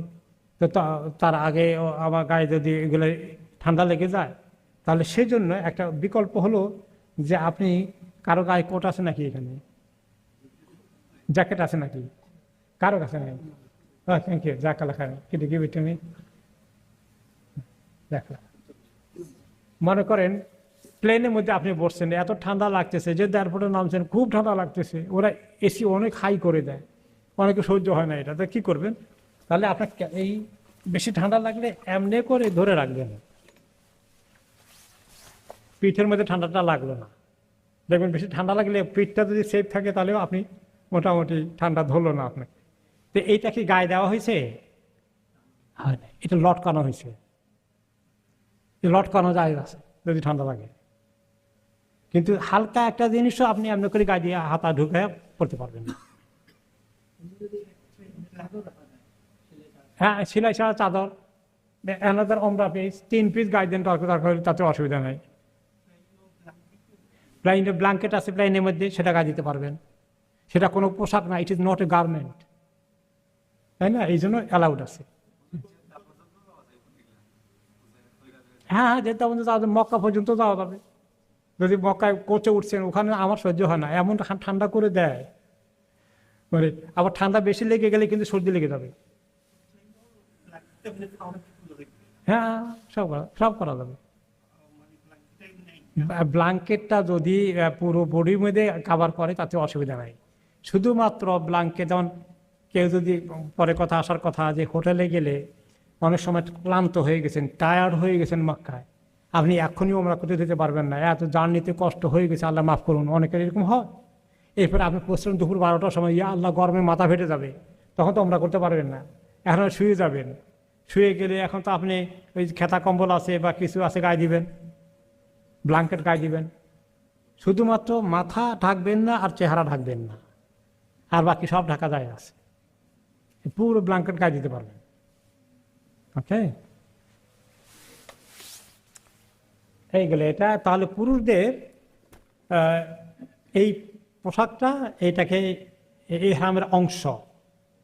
কিন্তু এহরামের আরও কাজ আছে, আচ্ছা সেগুলা কি কি নিষেধাজ্ঞা আছে, আমরা কাপড় পরতে পারবো না, এছাড়া আরও কিছু রেস্ট্রিকশন আছে আমি বলতেছি। মহিলাদের জন্যে এহরামের কোনো খাস কাপড় নাই, তারা তাদের যে স্বাভাবিক ড্রেস আছে সেই ড্রেস পরতে পারবেন, সেই ড্রেস পরতে পারবেন, তারা অলঙ্কারও পরতে পারবেন, কিন্তু যত সাদা মাটা চলা যায় তত ভালো। খুব বেশি একেবারে দামি শাড়ি, দামি অলঙ্কার, এতে এত কিছু সঙ্গে অফ হয়ে যায়, এগুলা অ্যাভয়েড করে ততটুকু হাম্বল কাপড় চোপড় পরা যায় তত ভালো। ওকে, এখন এহরাম করার পরে কতগুলো কাজের নিষেধাজ্ঞা আছে, এগুলো করা যাবে না। আর এক নম্বরে হলো যে পুরুষরা অন্য কোনো পোশাক পরতে পারবে না, টুপি পরতে পারবে না, মোজা পরতে পারবে না, জুতা পরতে পারবে না, শুধুমাত্র স্যান্ডাল, আন্ডারওয়্যার পরতে পারবে না। এরপরে কোনো ধরনের জ্যাকেট ওই যে প্রপারে গায়ে দিতে পারবে না, কম্বল গায়ে দিতে পারবে, চাদর গায়ে দিতে পারবে, উপরে কোনো অসুবিধা নেই, চাদর গায়ে দিতে পারবে যদি ঠান্ডা লাগে। তারপরে আপনার কম্বল গায়ে দিয়ে শুতে পারবেন, কোনো অসুবিধা নেই। এরপরে হলো যে আপনি কোনো হাতের মধ্যে কোনো হাত মোজা পরতে পারবেন না, তারপরে মাথা ঢাকতে পারবেন না, মাথাটাও খালি রাখতে হবে। সারা বছর টুপি মাথা দিয়েছেন, ওখানে গিয়ে খালি আবদুল্লাহ, মাথার মধ্যে টুপি নাই, পাগড়ি নাই, পাগড়ি আল্লাহ পাগড়ি দিতে পারবে না, মাথা খালি রাখতে হবে। ওকে, এই হলো অবস্থা। তারপরে আপনার এহরামে ঢুকার আখ্যান দিয়া লাব্বাইক আল্লাহুম্মা লাব্বাইক বলার আগে যখন বললাম যে গোসল করেছেন, এহরামের কাপড় পরেছেন, ওই সময় যদি আপনি আতর লাগান শরীরের মধ্যে, এখনো নিয়ত করেন নাই, আতর লাগানোটা ভালো সুন্নত। এবং যদি পাওয়ারফুল আতর হয় যে আপনি আরও 3 দিন 5 দিন এটা সুগন্ধ থেকে গেছে, তাতে অসুবিধা নাই। কিন্তু আপনি এহরামে নিয়ত করার পরে যদি বলেন যে একটু সামান্য একটু লাগাই, লাগানো যাবে না, নিষেধ। এর আগে লাগাতে পারবেন, রাসূলুল্লাহ সাল্লাল্লাহু আলাইহি ওয়াসাল্লাম লাগাতেন। মা আয়েশা বলেন যে আমি ওনাকে এহরামের আগে কপালের মধ্যে ওই তখনকার হেভি আতর, শুধু না মানে এগুলা খুব ঘন ছিল, যে ওনার কপালে মাথার তালুতে লাগাইছি, চুলের ফাঁক দিয়ে দেখা গেছে যে জল জল করতেছে, কয়েকদিন পর্যন্ত আসিল সুগ্রাম, তাতে অসুবিধা নেই। কিন্তু পরে নতুন করে এহরামের পরে সামান্য একটু লাগাইতে পারবেন না। এমনকি খুব আপনার সেন্টওয়ালা সাবানগুলো অ্যাভয়েড করতে হবে। হ্যান্ড ওয়াশ করতে হলে হ্যান্ড ওয়াশ যেগুলো উইদাউট এনি পারফিউম, ওগুলো দিয়ে হ্যান্ড ওয়াশ করতে হবে। আপনি গোসল করতে পারবেন, মক্কায় হোটেলে পৌঁছলেন, খুব ঘামে গেছে শরীর টরি, তারপরে টায়ার লাগতেছে, আপনি গোসল করতে চান, অ্যালাউড আছে, কিন্তু কোনো শ্যাম্পু ইউজ করতে পারবেন না। বাথরুমে গেলে হাত ক্লিন করতে হলে পরে ওয়াশ করার পরে হাতটাকে একটু, যে আমাদের দেশে কাপড় কাচা সাবান আছে না, ভেরি রাফ সাবানগুলো, যেগুলোর মধ্যে কোনো স্মেল থাকে না, এগুলো ইউজ করা যাবে। তারপরে হচ্ছে এহরামের অবস্থায় আপনার সফরের মধ্যে, সফরের হালতে আপনার বিবিকে নিয়ে আসেন, এই সময় স্বামী স্ত্রীর সম্পর্ক, যৌন আলোচনার কোনো কিছু, ইশারা আকারে ইঙ্গিতে কোনো ধরনের ভাবের আদান প্রদান কিচ্ছু করা নিষেধ। একদম এভাবে দূরত্ব বজায় রাখতে হবে। কোনো নখ কাটতে পারবেন না, যে একটা নোট এখান দিয়ে মানে একটু বড় রয়ে গেছে খেয়াল করি নাই, এখন যে খারাপ দেখা যায়, এহরামের হালতে কাটা যাবে না। চুল একটা এখানে লটকে আছে, দাঁড়ি একটা এখান দিয়ে বের হয়ে গেছে, ঠিক করা লাগবে কেচি একটা দিয়ে, না, এগুলো সব পরে, এখন এগুলো কিছু করা যাবে না। ওকে, রাইট। যদি এহরামের কাপড় আপনার একটু ময়লা হয়ে গেছে, তাহলে আপনি নতুন আরেক সেট নিয়ে চেঞ্জ করতে পারবেন, অসুবিধা নেই। এহরামের অবস্থায় আপনারা রওনা করে দিয়েছেন, একসঙ্গে আছেন, তো আলাপ করতেছেন, আপনার সঙ্গে আরেক মুরব্বী গল্প করতে করতে দেখা গেল যে আপনার মেয়ে একটা আছে, ওনার ছেলেও একটা আছে। এখন বিয়ের প্রস্তাব দিবেন নাকি আপনার ছেলের জন্য? এটা দিতে পারবেন না। নিজের বিয়ের প্রস্তাব দিতে পারবেন না, নিজের কারোর জন্য বিয়ের প্রস্তাব দিতে পারবেন না। এমনকি কোনো ইমাম সাহেব যদি থাকে, পাওয়া গেছে দুইজনের মানে তারা ওমরা করে না, এমনি তারা এখন বিয়ের কথাবার্তা বলতেছে, আপনারা ডাকতেছে একটু বিয়েটা পড়াই দেন, বিয়ে পড়াইতেও পারবেন না। এই সময় এহরামের হালতে এসব এগুলো নিষেধ। হোটেলে গেলে শুয়েলে স্বামী স্ত্রী একসঙ্গে আছে, আল্লাহ মাফ করুক, যে হালাল সম্পর্কের কিছু আকার ইঙ্গিতে ধরা ছোঁয়া কিচ্ছু চিন্তা করা যাবে না ওই লাইনে। চিন্তা এসে গেলেও কোনো অ্যাকশন নেওয়া যাবে না, একদম দূরত্ব বজায় রাখতে হবে। যদি এমন হয় যে আপনারা 10টা 12টার দিকে পড়ছেন, অনেক গরম, এখানে লম্বা ঘুম দিয়েছেন, অসুবিধা নেই, বিকালের জন্য অপেক্ষা করতেছেন, কারণ এখন গরম যে এমন গরম, দুপুরবেলা আমি যে জীবনেও পারবো না আমরা করতে, এত গরম পড়ে ওখানে। তো কাজে আপনি রেস্ট নিতে পারবেন, খাওয়া দাওয়া করতে পারবেন, গোসল করতে পারবেন, কিন্তু ওই স্বামী স্ত্রীর ব্যাপারটা একেবারেই বহু দূরে থাকতে হবে ওই সমস্ত জিনিস থেকে। তারপরে হলো আপনার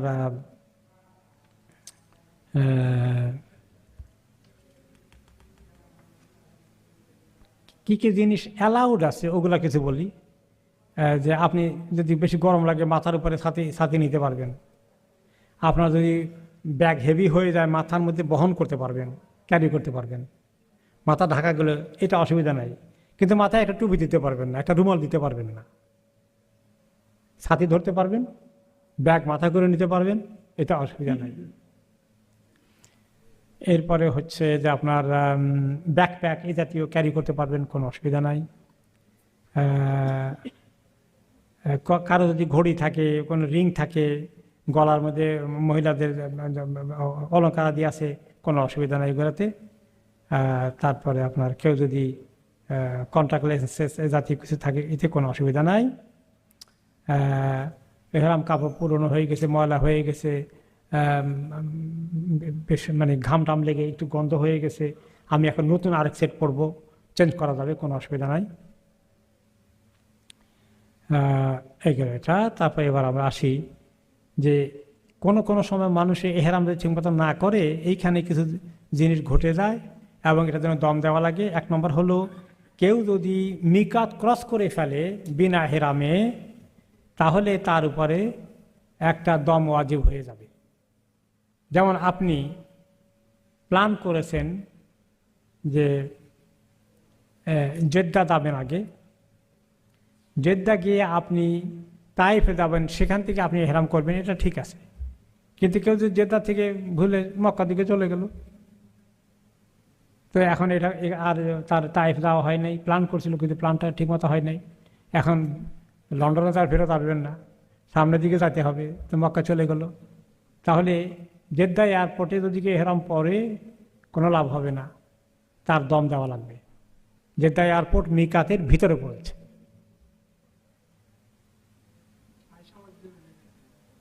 না, যদি এখন এরকম কেউ হয় যে ভুলে এহরাম করে নাই, সে মনে করছে মক্কা গিয়ে এহরাম করবে, চলে গেছে মক্কা, তো এখন সে আয়েশা মসজিদে যাওয়া লাগবে না, মক্কা যেখানে আছে সেখানে এহরাম করবে, হোটেল রুমেই করতে পারবে। কিন্তু এটা করা ঠিক না, ইচ্ছা করে না জানার সাথে করে ফেললে।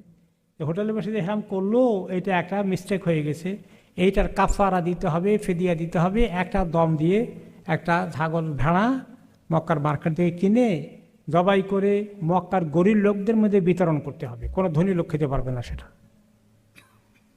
ওকে, এরপরে 2 রাকাত ওকে নামাজ পড়া, এটা ভালো প্র্যাকটিস। কিন্তু যদি আপনার ফরজ নামাজ থাকে, তাহলে আর 2 রাকাত আলাদা এহরামের জন্য পড়তে হবে না। এরপরে আমরা আসি যে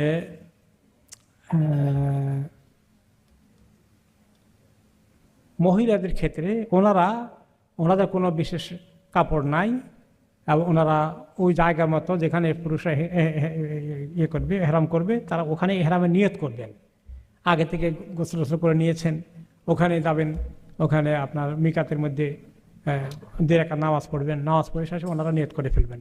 যে সমস্ত মহিলারা মাসিকের হালতে থাকেন তারা কি করবেন, তারাও নিয়ত করবেন। মসজিদের ভিতরে ঢুকতে পারবেন না, মাসিক অবস্থায় মসজিদের ভিতরে ঢুকা যায় না, কিন্তু তারা নিয়ত করতে পারবেন লাব্বাইক আল্লাহুম্মা উমরা। ও গোসল টোসল ঠিক করবেন, প্যাড ইউজ করবেন আর নিয়ত করে ফেলবেন। তারপরে মক্কায় পৌঁছার পরে যখন ওনারা পবিত্র হন, যখন শেষ হয়ে যায়, রক্তপাত শেষ হয়ে গেলে তখন তারা গোসল করে এরপরে গিয়ে ওনারা ইহরাম করতে এই তাওয়াফ ওমরা করতে যাবেন। তার আগে না, তার আগে হোটেলে থাকবেন, ওকে। অথবা হোটেলের বাইরে হারাম শরীফের বাইরেতে ফায়ার আছে, ফায়ারের মধ্যে বসে থাকতে পারবেন। বিশেষ করে আপনি দেখবেন যে সন্ধ্যাবেলার দিকে, বিকাল আসরের পর থেকে মাগরিবের পর থেকে এসার পরেও কিছু মহিলা সমস্ত ফায়ারে নামাজ পড়তেছে, লক্ষ লক্ষ মুসল্লি, কিন্তু কিছু মহিলা ওই কোন পিলারের কাছে বসে আছে, তারা নামাজ পড়তেছে না। তারা সবাই ওই গ্রুপ যাদের এখন নামাজ পড়া অ্যালাউড না। তো এখন এই যে নামাজ পড়া অ্যালাউড না, কিন্তু তারা তখন মসজিদের ভিতরে ঢুকাও অ্যালাউড না, মসজিদের ওয়ালের ভিতরে ঢুকা, গেট দিয়া ঢুকে অ্যালাউড না, ফায়ারের মধ্যে ঢুকে অ্যালাউড।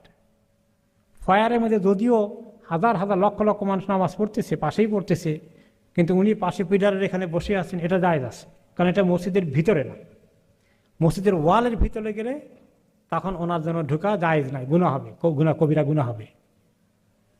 তো উনি ওখানে বসে বসে কি করবেন, অনেক মহিলারা আছেন আগেই বুকিং করে ফেলেছেন, মাসিকের গন্ডগোল হয়ে গেছে, হঠাৎ করে মাসিক 2-3 দিন আগে চলে এসছে। কেউ কেউ আবার আছে ওখানে ওমরা করে দেশে যাবেন, ট্রানজিটে আসেন নাকি কেউ আজকের এই সফরে? নাই বোধহয় কেউ, যাই যদি কোন সময় থাকেন। তো তাহলে আপনারা গেছেন যে আমাকে আশা করছিল মহিলা হয়তো আমি ভালো হয়ে যাবো, হন নাই। তো এই অবস্থা উনি কি এহরাম করে যাবেন না এহরাম না করে যাবেন? যদি কোনো শর্ত না লাগান তাহলে যে উনি এহরাম করছিলেন, ওমরা করতে পারলেন না, মক্কা ছাড়তে পারবেন না একটা দম আদায় না করে দিয়ে, এহরাম থেকে বের হতে পারবেন না। কিন্তু যদি শর্ত সাপেক্ষ নিয়ত করেন তাহলে উনি বিনা দমে বাইরে হতে পারবেন। সেটা হলো যে ফাইন হাবাসানি হাবেস বা মাহাল্লি হাইফা আবাস্তানি, আল্লাহ যদি লাবেক আল্লাহ লাবেক পড়বেন আর বলবেন যে আল্লাহ যদি কোনো অসুবিধা এসে যায়, অর্থাৎ আমি যদি বাধা বিপত্তির কারণে মাসিক ঠিক না হয়ে যায়, এটা একটা বাধা, আমি যদি ওমরা করতে না পারি তাহলে আমি ওখানেই ওমরা থেকে বের হয়ে যাব, এহরাম থেকে বের হয়ে যাব। তাহলে ওনার ওমরা করা হলো না ঠিক, কিন্তু ওনার এই জন্য কোনো দম দেওয়া লাগবে না, উনি এহরাম করলে নর্মাল ড্রেসে উনি চলে আসবেন। এরপরে আমরা আসি যে এহরামের কাপড় পরার পরে আমরা ওখানে পৌঁছে গেলাম। মহিলাদের জন্য কোনো বিধিনিষেধ নাই, একটা জিনিস শুধু আছে যে ওনারা, অনেক মহিলারা সাধারণত নিকাব পরেন, তাই না? নিকাব পরাটা অনেক জরুরি জিনিস, ওনারা আমল করেন, কিন্তু এহরামের হালতে নিকাব পরা জায়েজ নাই, এহরামের হালতে নিকাব পরা জায়েজ নাই। তো এখন একজন মহিলা সারা বছর নিকাব পরলো, আর এখন আল্লাহর ঘরের কাছে গিয়ে তার চেহারা খুলে দিচ্ছে, তার কষ্ট লাগে না? তার কষ্ট দূর করার জন্য যে এইটাকে বলে নেকাব, তাই না? এই নেকাবটা পরা এহরামের হালতে, যতক্ষণ এহরাম আছে ততক্ষণ এটা পরা যাবে না। মা আয়েশা রাদিয়াল্লাহু আনহা বলেছেন যে আমরা যখন নবী করিম সাল্লাল্লাহু আলাইহি ওয়াসাল্লামের সঙ্গে হজের সফরে ছিলাম, আমরা নেকাব পরি নাই, কিন্তু যখন কোনো পুরুষ মানুষ আমাদের সামনাসামনি চলে আসতো, মুখোমুখি হয়ে যেত, তখন আমরা যে ওড়না পরেছিলাম উপরে, মাথার উপরে, ওড়নাটাকে একটু নামিয়ে দিতাম। এই ওড়না তো মহিলারা পড়বে সব অবস্থাতে, তাই না? নেকাব পড়তে পারলো না, কিন্তু এটা তো পড়তে পারবে। এইভাবে নর্মালি ওনারা পড়েন। বলে যখন কোনো পুরুষ চলে আসে তখন ওনারা আস্তে করে আরেকটু নামিয়ে রাখেন, এভাবে যাতে পুরুষটা চেহারা না দেখতে পারে। তো পুরুষরা চলে গেলে আবার আমরা উঠিয়ে নেই। এইভাবে করে তিনি এই রেওয়ায়েত করেছেন। আর উনি রাসূলুল্লাহ সাল্লাল্লাহু আলাইহি ওয়াসাল্লামের পাশে আছেন, মাসালাগুলো ওনার থেকে চেক করে তো উনি আমল করতেছেন। কাজে ওনার আমলটা আমাদের মহিলাদের জন্য দলিল যে ওনারা যারা নিকাব পড়েন, নিকাব পড়াটা তো অনেক ভালো ইবাদত, আমাদের উম্মাহাতুল মুমিনিন সবাই নিকাব পড়তেন। তো নিকাব পড়া এহরামের হালতে নিষেধ, কিন্তু তার বিকল্প উপরে থেকে ওড়নাটাকে নামিয়ে দিয়ে চেহারাটাকে কাভার করার চেষ্টা করা। এবং কোনো কোনো মহিলা অনেক সময় হাত মোজাও ব্যবহার করে অতিরিক্ত পর্দার জন্য, এটাও জায়েজ আছে, অনেক মহিলারা করতেন, সাহাবীদের সময়ে করতেন। কিন্তু ইহরামের হালতে এটা করতে পারবেন না। তিনি বোরকার উপরের কাভার দিয়ে বা ওড়না দিয়ে হাতকে দরকারে ঢেকে রাখবেন, ওনার যদি আগে প্র্যাকটিস থাকে এভাবে করতে পারবেন, কিন্তু গ্লাভস করতে পারবেন না। এরপরে আমরা নেক্সটের দিকে যাই, যে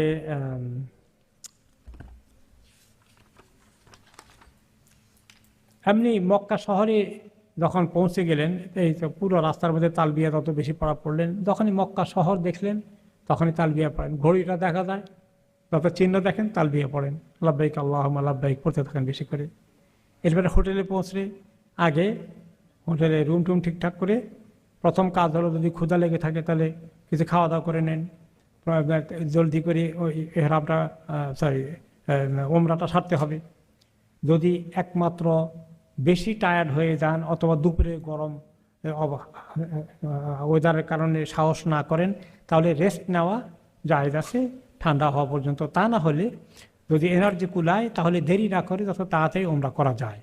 ক্ষুধা লাগলে এর আগে খাওয়া দাওয়া করে নেন, নাস্তা করতে হলে নাস্তা করে নেন, তারপরে হোটেল বাথরুমে ইউজ করেন, গোসল করলে গোসল করেন, তা নাহলে উজু করে নেন, টয়লেট ইউজ করে নেন। ওখানে টয়লেট আছে কিন্তু একটু ঘোরাঘুরি করতে সময় অনেক নষ্ট হয়ে যাবে।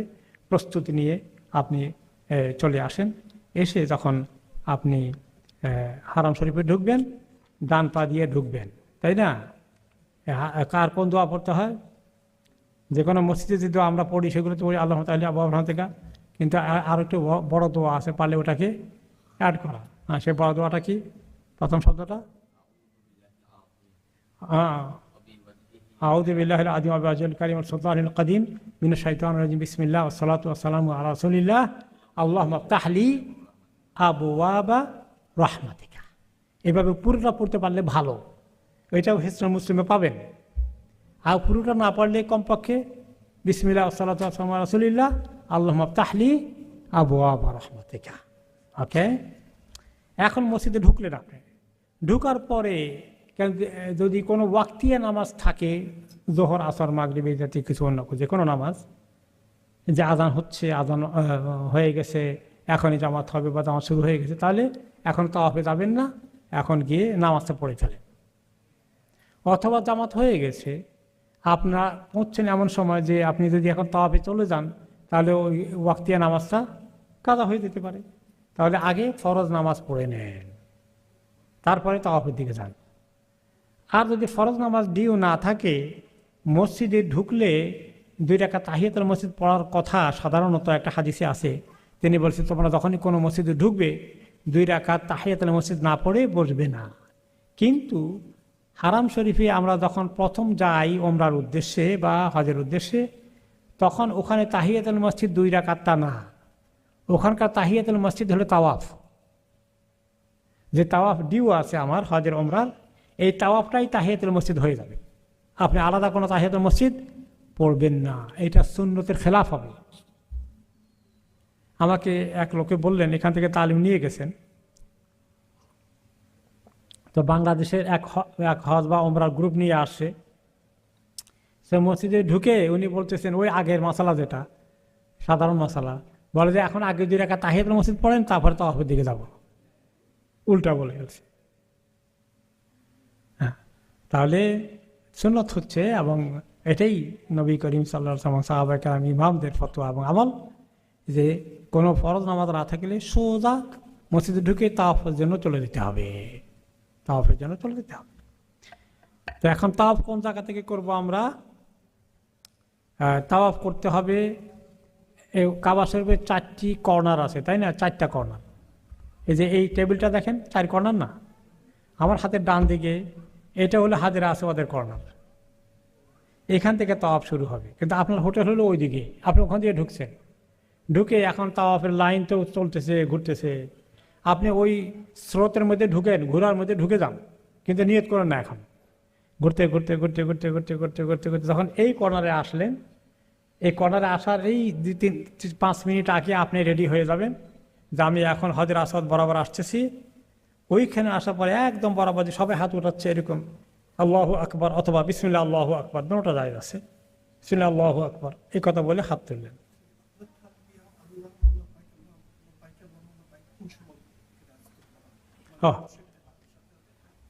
ওই ওই কাবা শরীফ দেখলেই স্টপ করতে হবে, নট নেসেসারি। ঢুকার পরে চলতে পারে, চলছে হাজার আসওয়াদের কর্নারে আসার আগ পর্যন্ত তালবিয়া চলতে পারে, কারণ তালবিয়া যত বেশি চলবে সব তত বেশি হবে। হ্যাঁ, ওইটা একটা বড় জিকির। আর ওই এহরামের হালতে তালবিয়ার জিকিরের যে সওয়াব অন্য কোনো জিকিরের এত সওয়াব নেই, অনেক বেশি সওয়াব। ওকে, তো আপনি তাহলে শুরু করে দিলেন যে হাজর আসাদ কোনা আসলেন, এসে আল্লাহু আকবার তাও শুরু করবেন। শুরু করার আগে পুরুষদের জন্য আরেকটি আমল আছে। সেটা কি? পুরুষরা যখন করেন, এহরাম করেন, আমি বলছি যে দোনো কান ঢেকে রাখতে হবে, তাই না? দোনো কান ঢেকে রাখবে।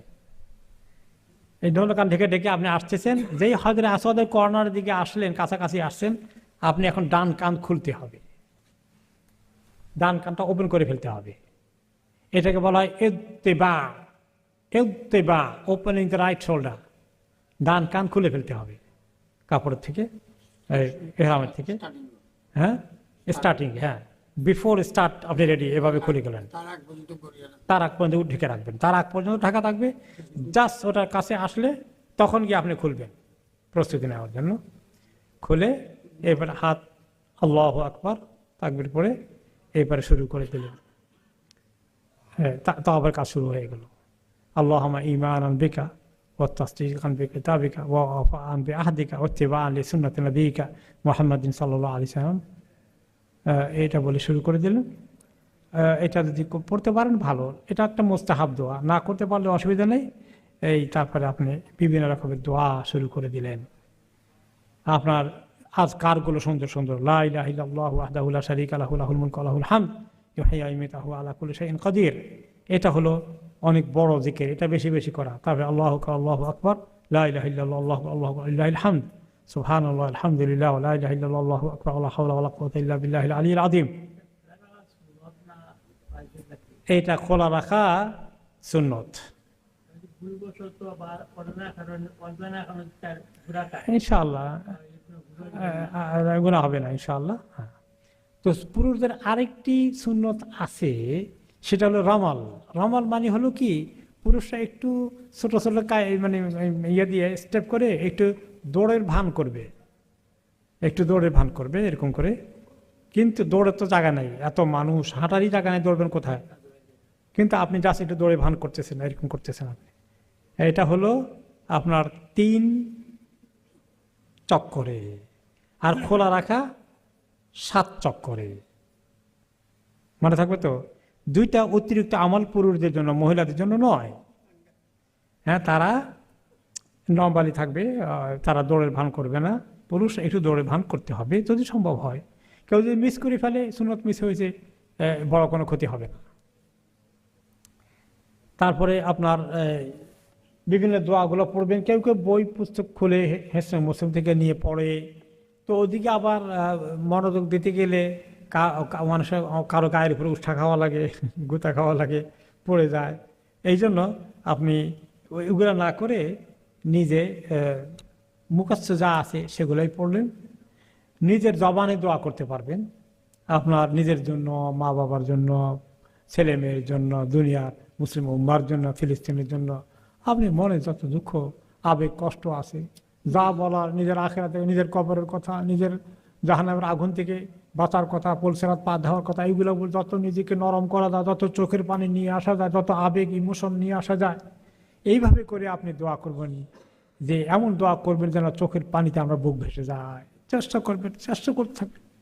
এটা হাদিসে আসছে যে আমার তো কান্না আসে না, ফাইনলাম তাবকু ফাতাবাকু, কান্না যদি না আসে কান্নার ভান করো আল্লাহর কাছে, অসহায়ের মতো কাঁদতে থাকো।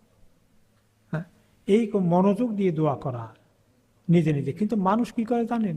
ওই একজনের পিছনে কোরআশ গায়, হায়ার করে নিয়ে আসে, আল্লাহুম্মা আল্লাহুম্মা, তার পিছনে পিছনে স্লোগান দিয়ে দিয়ে দোয়া করতেছে। আর এত জোরে করে বিরাট গ্রুপ, আবার মাইকও লাগে কোনো সময়, হ্যান্ড মাইক।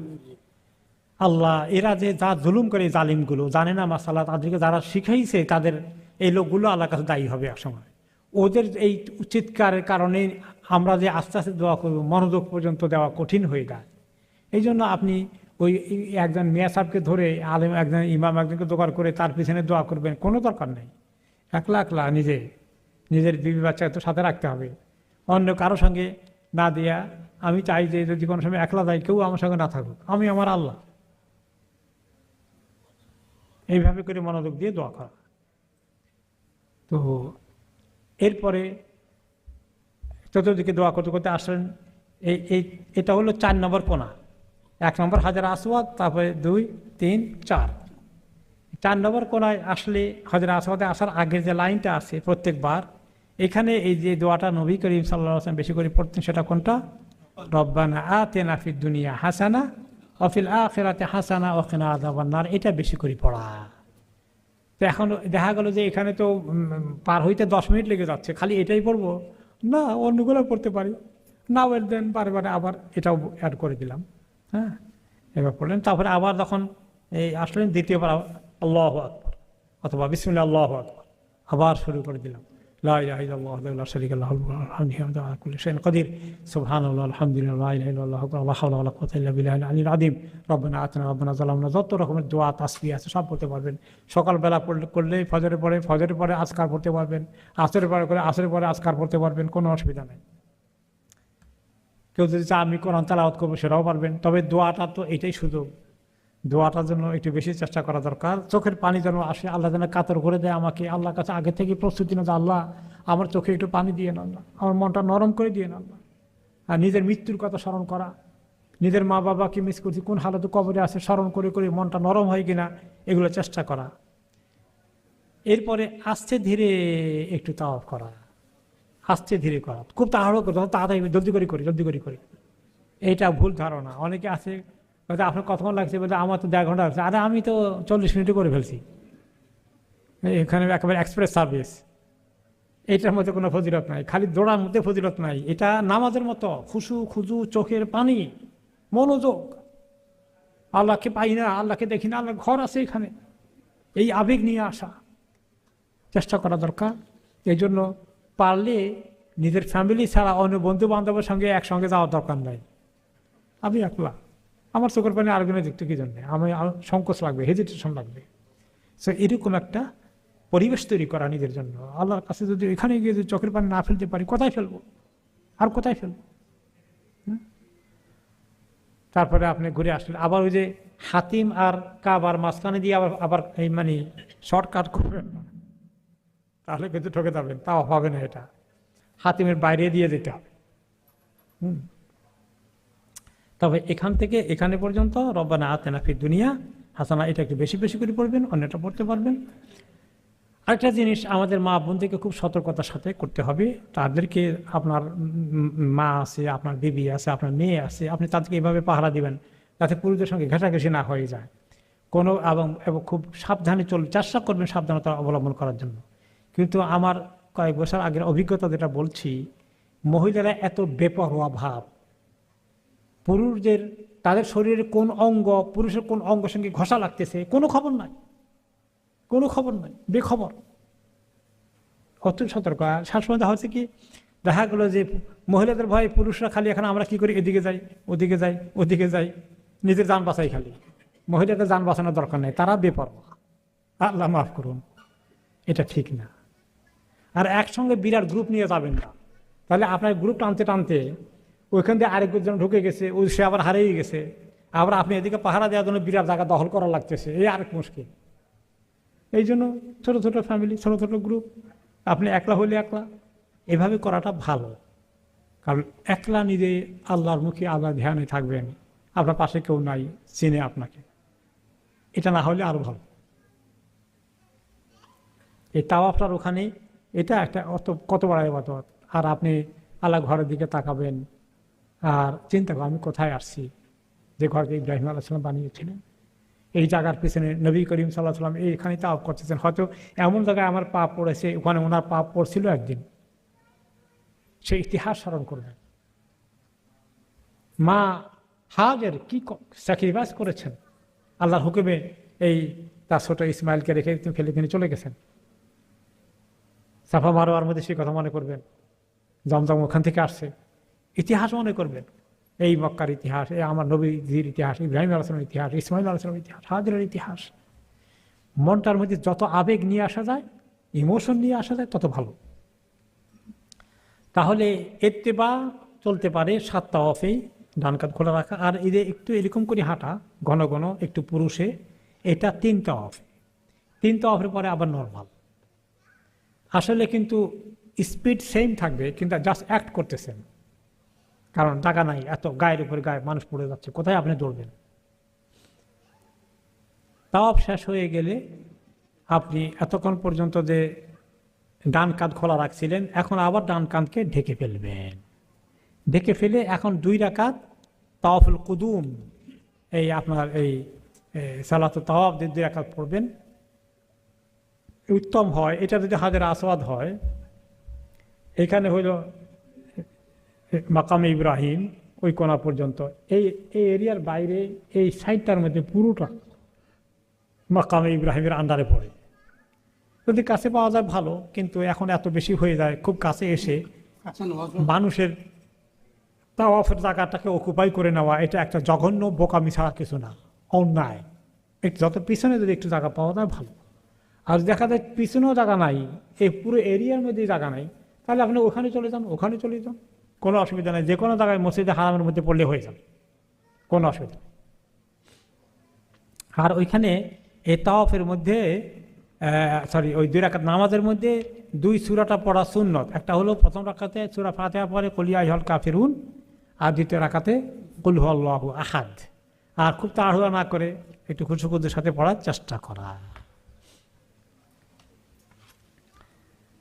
তো তাহলে আমরা এখানে আসি যে তাওয়াফ আমাদের হয়ে গেল। তাওয়াফ করার পরে আর যদি ওই যে হাজার আসওয়াদকে আমরা ছুঁইতে পারি ভালো, কিন্তু ছোঁয়া এখনকার জমানায় কল্পনা করাও যায় না, এত ভিড়।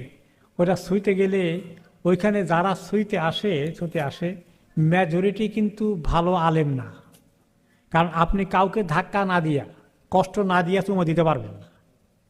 তো চুমো দেওয়াটা মুস্তাহাব, আর ধাক্কা দিয়ে যদি ব্যথা পায় সেটা কি, সেটা গুনাহ, সেটা গুনাহ হয়ে যাবে। এই জন্য আমরা কেউ এখন আর সাহস করি না। হ্যাঁ, যদি হঠাৎ করে কোনো কারণে দেখা গেল যে একটু ফাঁক পাওয়া গেছে, গেলেন আপনি। আর মহিলারা ওখানে গিয়ে এই চাপাচাপির মধ্যে পড়া জঘন্য অন্যায়, কোনো রকমই ঠিক না তাদের জন্য সেখানে যাওয়া। খবরদার, মহিলাদেরকে ওখানে আশেপাশেও নেবেন না। তারপরে আমরা এই ইত্তেবা শেষ করে আপনার করলাম যে 2 রাকাত নামাজ পড়ে ফেললাম। নামাজ পড়ার পরে এখন নবী করিম সাল্লাল্লাহু আলাইহি সাল্লাম এই সময় কি করেছেন, তিনি জমজমের পানি খেয়েছেন। তো কোনো কোনো রেওয়ায়তে আছে যে তিনি এই সময় দাঁড়িয়ে খেয়েছিলেন, অথচ অন্যান্য রেওয়ায়তে তিনি সবসময় বলছে পানি যখন খাবে বসে খাবে, তোমরা যেন দাঁড়িয়ে পানি না খাও। কিন্তু উনি ওখানে দাঁড়িয়ে খাইছেন। তো কেউ কেউ মনে করেন যেহেতু উনি ওখানে দাঁড়িয়ে খাইছেন, তাহলে দাঁড়িয়ে খাও তাই সুন্নত। তো এই জন্য আমাদের দেশে জমজমের পানি নিয়ে আসলে ও যেখানে বসে, যেখানে খায় সেখানে দাঁড়িয়ে যায়, মনে আসেনি? দেশে যখন জমজম পানি দেয়, কারণ একটা বসে খাওয়া, এটা দাঁড়িয়ে খাইতে হয়। এটা টোটালি ভুল ধারণা। তিনি সবসময় বসে খেতে বলেছেন, বসে খাওয়াটাই সুন্নত। কিন্তু ওইখানে তিনি তাওয়াফের অবস্থায় কেন দাঁড়িয়ে খেয়েছেন? এটা দাঁড়িয়ে খাওয়ার সুন্নত এই জন্য নয়, বরঞ্চ বসার জায়গা পাননি, বসার পরিবেশটা পাননি বিধায় দাঁড়িয়ে খাওয়া জায়েজ ছিল। আপনি যদি কোনো জায়গায় বসতে না পারেন, দাঁড়িয়ে খাওয়া কি হারাম নাকি? না, বসার জায়গা নেই, তখন আপনি দাঁড়িয়ে খেতে পারবেন। তিনি এটাই করেছেন। কাজেই কেউ কেউ দেখছি যে ওই মক্কাতে গেলেও মনে করেন যে বিভিন্ন জায়গায় পানির কুলার আছে, যে ওখানে খাওয়ার সময় দাঁড়িয়ে খাওয়ায়, কারণ মুখস্থ করে রাখছে জমজমরা খালি দাঁড়িয়েই খেতে হয়, এটা বসে খাওয়া যায় না। এটা ভুল ধারণা, এটা ভুল ধারণা। তিনি দাঁড়িয়ে খেয়েছেন, ওইখানে বসার কোনো জায়গা ছিল না, সেজন্যে। তো পানিটা খাবেন যত বেশি খেতে পারেন ওই সময়, এবং আগে পরে যতক্ষণ মক্কায় আসেন যত বেশি দমদমের পানি খেতে পারেন। এই দমদমের পানির অনেক ফজিলত আছে, দমদমের পানি অনেক ফজিলত এসেছে। এবং এই পানির মধ্যে হাদিস, বিশাল হাদিস এসেছে, মা দমদম লেমা শরীব আলাহু, যে জমজমের পানি যে উদ্দেশ্যে খায়, যে নিয়তে খায়, আল্লাহ সেটা কবুল করেন, সেটা হাসিল করে দেবেন। মা উজামজম ফি হে তম সেবা আমিনা সকম, কারো যদি ক্ষুধা লাগে, খাওয়ার নাই, জমজম পানি বেশি করে খেলে খাওয়ারের কাজও হয়ে যাবে আর পিপাসাও মিটে যাবে। এবং এই জমজমের পানির মধ্যে যারা অসুস্থ আছেন বেশি করে জমজম পানি সুস্থতার নিয়তে খাবেন। এখানে হাদিসে এসেছে যে এখানে রোগের জন্য শেফা রয়েছে। এজন্য আমি রেকমেন্ড করি, আপনারা যখন হোটেলে থাকবেন ছোটোখাটো ক্যান ট্যান দিয়া অথবা পানির বোতল ইউজ করে বারে বারে ভর্তি করে, যতবার যাবেন পকেট করে নিয়ে যাবেন, ভর্তি করে নিয়ে আসবেন, পকেট করে নিয়ে যাবেন, ভর্তি করে নিয়ে আসবেন, ওইটা খাবেন বেশি করে। আর যদি ওটার মধ্যে সূরা ফাতিহা পড়েন, পড়ে খেয়ে নেন। ইমাম ইবনুল কাইয়িম রাহমাতুল্লাহ আলাইহি বলেছেন যে আমি অনেক বছর মক্কায় ছিলাম, অসুখ বিসুখ হয়ে যেত, ডাক্তার কবিরাজ কোথায় পাবো, যে অসুখই হতো, আমি জমজমের পানির মধ্যে আমি সূরা ফাতিহা 7 বার পড়ে, বিভিন্ন দোয়া পড়ে, বিভিন্ন একটু কোরআন পড়ে আমি এটা পান করতাম। আল্লাহ আমাকে অনেক ভালো করে দিয়েছেন। এবং যারা অসুস্থ হয়েছিল তাদেরকে রেকমেন্ড করেছে, অনেকেই বলছে অনেক ফায়দা পেয়েছে। এটা তো হাদিস, এটাই এই পানির মধ্যে শেফা আছে। আব্দুল্লাহ ইবনে আব্বাস রাদিয়াল্লাহু আনহু দোয়া করতেন, আল্লাহুম্মা ইন্নী আসআলুকা ইলমান নাফিআ ওয়া রিজকান ওয়াসিআন ওয়া শিফাআ মিন কুল্লি দা। জমজম পানি খেয়ে তিনি দোয়া করতেন, বা পানি খাওয়ার আগে তিনি দোয়া করতেন যে আল্লাহ আমি আপনার কাছে বেনিফিট দেয়, ফায়দা দেয়, এরকম ইলম বেশি করে চাই, আমার রিজিককে আপনি আরও প্রশস্ত করে দেন, রিজিক বাড়িয়ে দেন, এবং আমাকে সমস্ত রোগ থেকে সেবা দান করেন। তো এই দোয়া তিনি পড়তেন।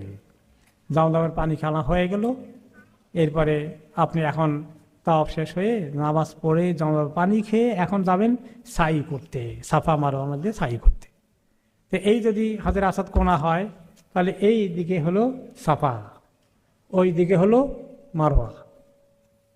আপনি এদিকে যদি মাকাম ইব্রাহিমের পিছনে কোনো জায়গায় জায়গা পান ভালো, এখানে পড়লেন, ওই জায়গায় নামাজের সামনে দিয়ে যাওয়া জায়েজ আছে, কোনো জায়গা খালি পাবেন না। আপনি যদি 100 বছর দাঁড়িয়ে থাকেন খালি পাবেন না, নামাজের সামনে দিয়েই যাওয়া লাগবে। ওইখানকার জন্য স্পেশাল কনসিডারেশন যে মুসল্লির সামনে দিয়ে ক্রস করা যাবে। এরপর পুরুষ মহিলা একেবারে গায়ে গায়ে না লাগলেও ওইদিকে মহিলা আছে, এদিকে কোনো রকম দাঁড়াইলাম, মহিলার স্বামী আছে তার পাশে, স্বামীর পাশে আমি দাঁড়াইছি, ফাইন। একা মহিলা গায়ে গায়ে যেন না লাগে, এদের কিছু খেয়াল রাখবেন। হ্যাঁ, তো এতটুকু ওই জায়গার জন্য ইমার্জেন্সি সিচুয়েশনের মতো কনসিডারেবল জায়েজ আছে। তারপরে এই নামাজ পড়ে আপনি পানি খেয়ে চলে যাবেন এবার সাফা মারার মধ্যে সাই করতে। এই সাইটা আরেকটি ফরজ, উমরার ফরজ। উমরার প্রথম ফরজ হলো ইহরাম, দ্বিতীয় ফরজ হলো তাওয়াফ। সাইটা ইমাম আবু হানিফা বলেছেন ওয়াজিব, কিন্তু অন্য ইমামরা বলেছেন ফরজ। ওয়াজিব আর ফরজ খুব বেশি তফাৎ নাই, একটু সামান্য তফাৎ আছে। তফাৎটা কি? যদি ফরজ মনে করেন তাহলে কেউ যদি তাওয়াফ করে অসুস্থ হয়ে পড়েছে, এমন অসুস্থ হয়েছে আল্লাহ মাফ করুন, তাকে হসপিটালাইজ, সেখানেও তার অবস্থা কাহিল, তাকে লন্ডনে নিয়ে আসতে হয়েছে বা নিজ দেশে নিয়ে যেতে হয়েছে, আর সে সাই করতেই পারে নাই, তাহলে তার তো উমরা হয় নাই। যদি ফরজ হয়, ফরজ মিস হয়েছে, ফরজ মিস হলে তার হয় না। আর ওয়াজিব মনে করলে একটা উপায় আছে, যে সে যখন সাই করতেই পারলো না, তাকে চলে আসতে ব্যাক করতে হলো, তাহলে তার পক্ষ থেকে সে টাকা দেয়। কেউ যদি একটা ওখানে দম দিয়ে দেয়, একটা ছাগল বকরি কোরবানি জবাই করে গরিব মিসকিনদের মধ্যে বিতরণ করে দেয়, তাহলে তার উমরা হয়ে গেছে, সাইর কাজ দম দিয়ে আদায় হয়ে গেছে। এই হলো পার্থক্য। এই তো আমরা আসলাম এখন সাই করার দিকে আসলো। উযু করে ওখানে একটা আমি মিস করেছি, তাওয়াফের হালতে যদি আপনি তাওয়াফ করতে করতে কোনো সময় উযু চলে যায়, তাহলে আবার উযু করতে হবে, বিনা উযুতে তাওয়াফ হবে না। তো আগে 3টা করছিলেন, এখন 3টার পরে শুরু করছেন, উযু চলে গেছে, তাহলে আপনি উযু করতে যান, ভাঙ্গাটা বাদ দিয়ে আবার এসে আপনার 4টা পুরা করেন। ওই জায়গা না, শুরু থেকে শুরু করেন, ওইটা লেফট গেছে, 3 চক্কর দিয়েছেন, এখন 4 নম্বরটা শুরু করবেন। হ্যাঁ হ্যাঁ, 4 থেকে 4 নেব, 3টা হয়ে গেছে, যে কটা বাকি আছে ওই কটা করেন, পুরোটা আবার করা লাগবে না। এই একটা মাসালা। আরেকটা মাসালা হলো যে তাওয়াফ করতেছেন, হঠাৎ করে আজান হয়ে গেছে, এখন সবাই নামাজ পড়তেছে, আপনি তো তাওয়াফ করতে পারবেন না, সবাই পিছনে চলে আসতেছে, আপনি চলে আসেন, সাফের মধ্যে দাঁড়িয়ে যান, দাঁড়িয়ে গিয়ে আপনি এখন জামাতে শরীক হয়ে যান। জামাত শেষ করে সুন্নত পড়ার দরকার নেই, পরে পড়বেন, দরকার হলে, না পড়লেও গুনাহ হবে না। আপনি এই যখন সালাম শেষ হয়ে গেল, আপনি চাইলে তখন আবার ওই ভাঙ্গা তাও আপনাকে ধরবেন কি না, তাহলে মাঝখানে ভেঙে যে নামাজ পড়লে কেউ কোনো ফোকাহা বলেছেন ভাঙ্গাটা ধরার দরকার নাই, তুমি ঘুরে আসো এমনি করে। 3টা পড়ছিলা, 3:30টার সময় তোমার নামাজের ব্রেক হয়ে গেল, তাহলে তুমি ঘুরতে ঘুরতে এখানে আসো, এসে আবার নতুন করে 4 নম্বরটা শুরু করো, ভাঙ্গাটা ধরো না। আবার কেউ বলেছেন না, যেখানে ছিলাম আমি যদি ক্রস না করি, সামনে না যাই, এইটা কোনো জায়গা আমার গ্যাপ হয় নাই, তাহলে এটা ধরা যাবে, অসুবিধা নেই। তাহলে এটা 3টা পুরো হয়েছিল, 4টার ভাঙ্গার যেখানে হয়েছে সেখান থেকে আমি যদি সামনে 1 আঙ্গুলও না যাই, বরঞ্চ পিছনে আসি, তাতে অসুবিধা নেই, তাহলে ভাঙ্গাটা ধরা যাবে। তাহলে ওযু চলে গেলে সমস্যা, নামাজ আজান হয়ে গেলেও একই অবস্থা, আমরা তাও বন্ধ করে দিয়ে নামাজ পড়বো, নামাজের পরে আবার শুরু করে দেব, ভাঙ্গাটা জোড়া লাগাবো, যেন সামনের দিকে যদি ধাক্কা দিয়ে চলে যায়, তাহলে আমি ওখান থেকে করে দিই, তাহলে এখানে ফাঁক হয়ে গেল, এটা হবে না।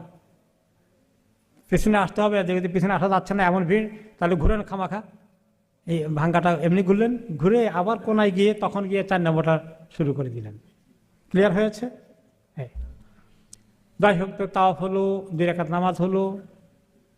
এরপরে এখন সাইয়ের দিকে চলে গেলাম। সাইয়ের দিকে গিয়ে আপনি সোজা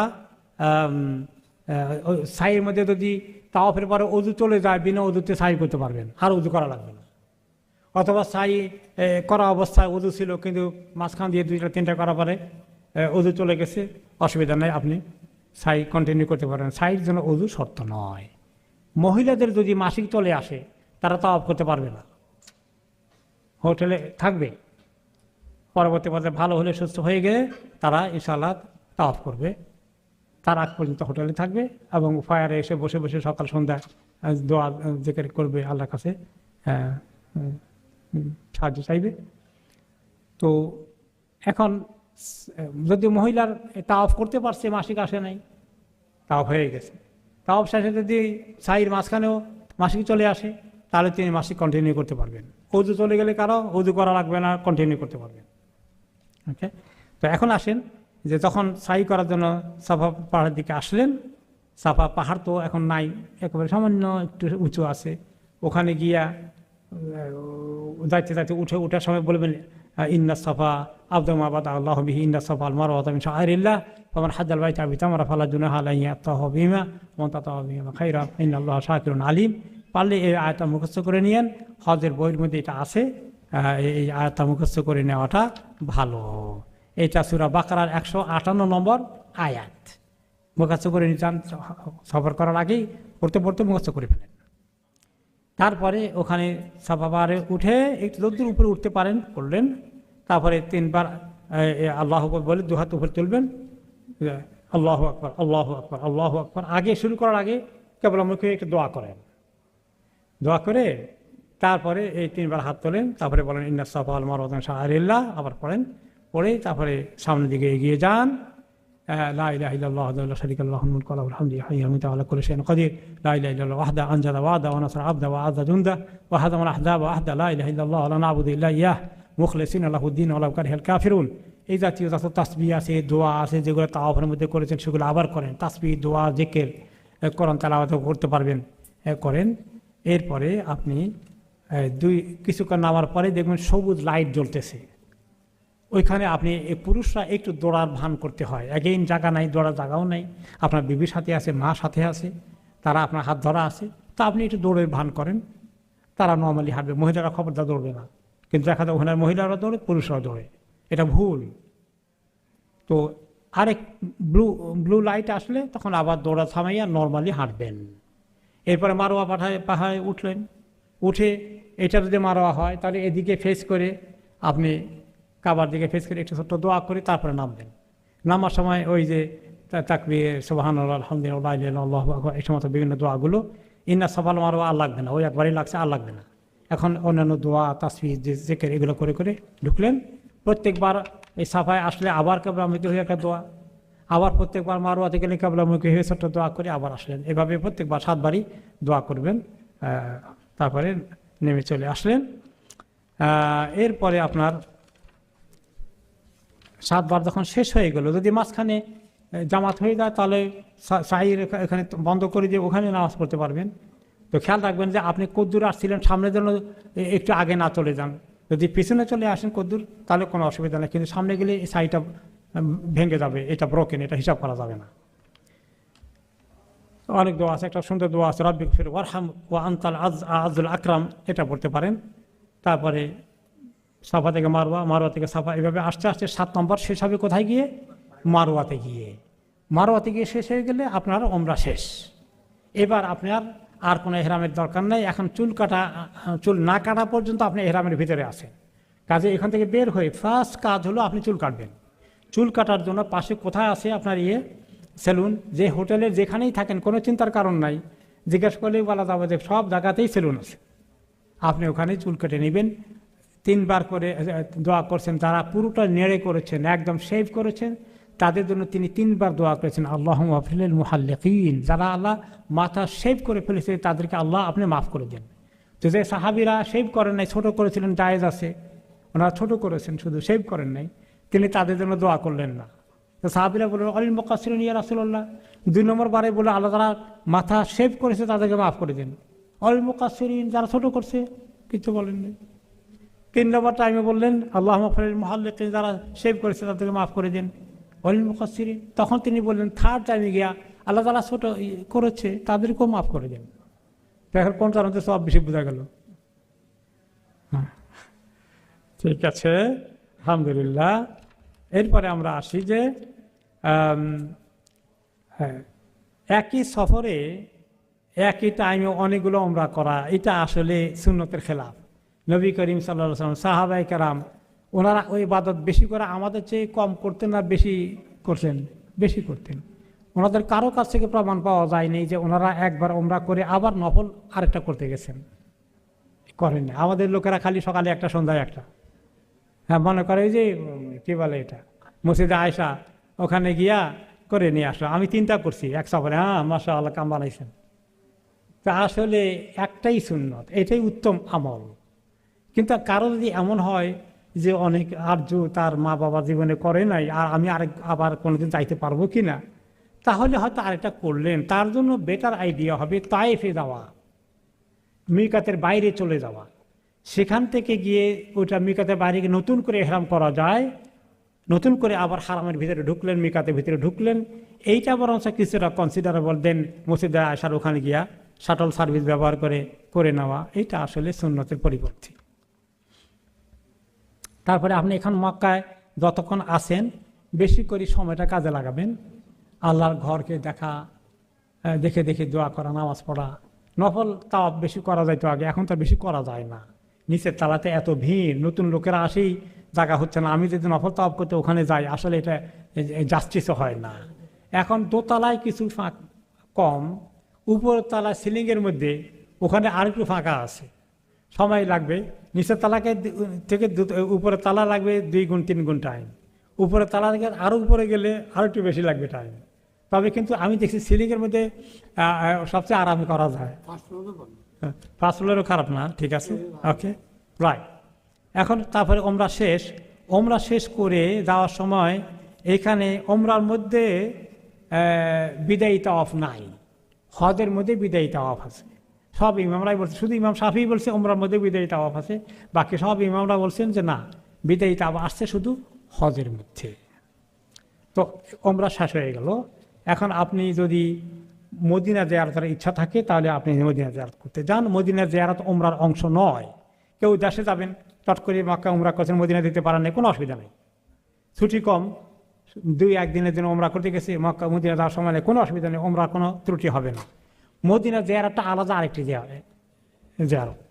আচ্ছা, মক্কার কথাটা শেষ করি যে মক্কায় আগে তো নফল তাওয়াফ করতাম, এখন তো নফল তাওয়াফ করা যায় না।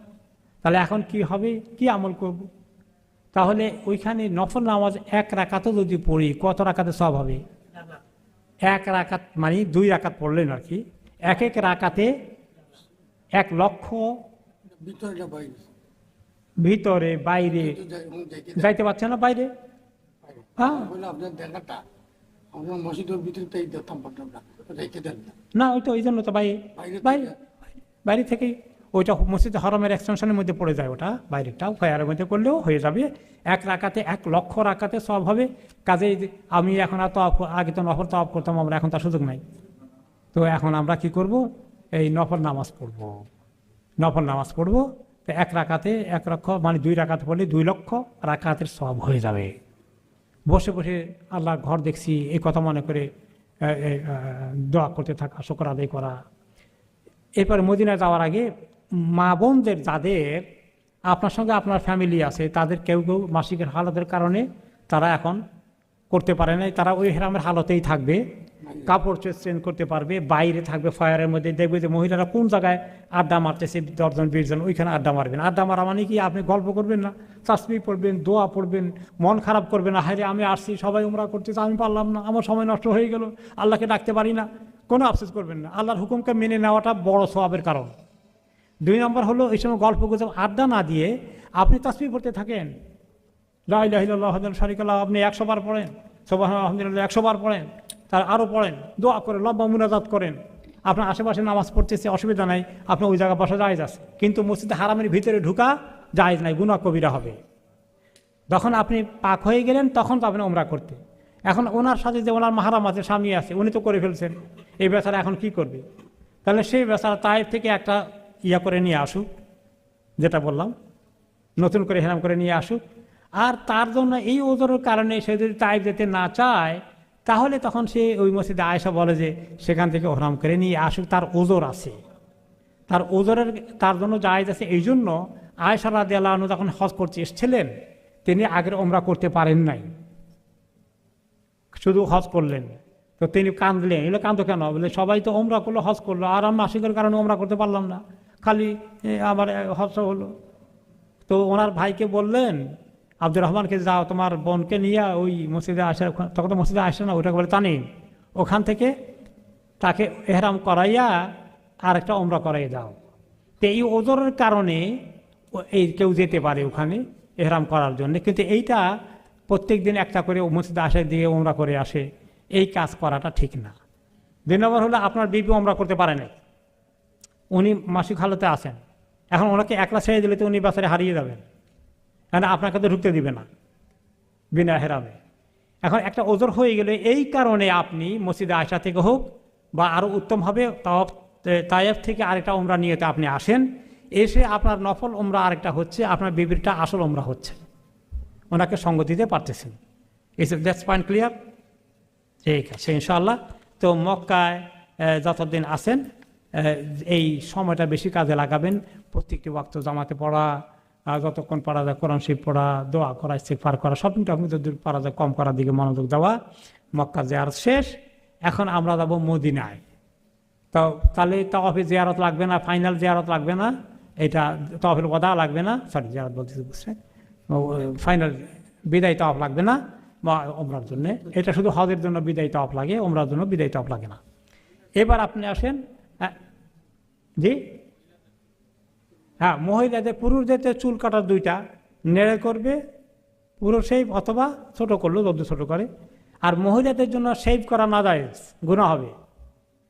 তাদের জন্য ছোট করা কতটুকুন, এই যে 1 করা আঙ্গুলের এই পরিমাণ ছোট করা, এর চেয়ে বেশি না। স্বামী নিজে কেচে নিয়ে পেছন দিক থেকে এমনি করে করলো। যাদের মহিলাদের চুলগুলো মোটামুটি সবগুলো বরাবর আছে, সব একসঙ্গে চলে আসে, সবার চুলগুলো পজিশন ভালো, তাহলে এভাবে হয়ে যায়। কিন্তু কোনো কোনো মহিলা দেখা গেল যে এইখানে লম্বা, আবার এদিকে ছোট, ধরলে ওখানে সব আসে নাই, তখন কি করতে হবে?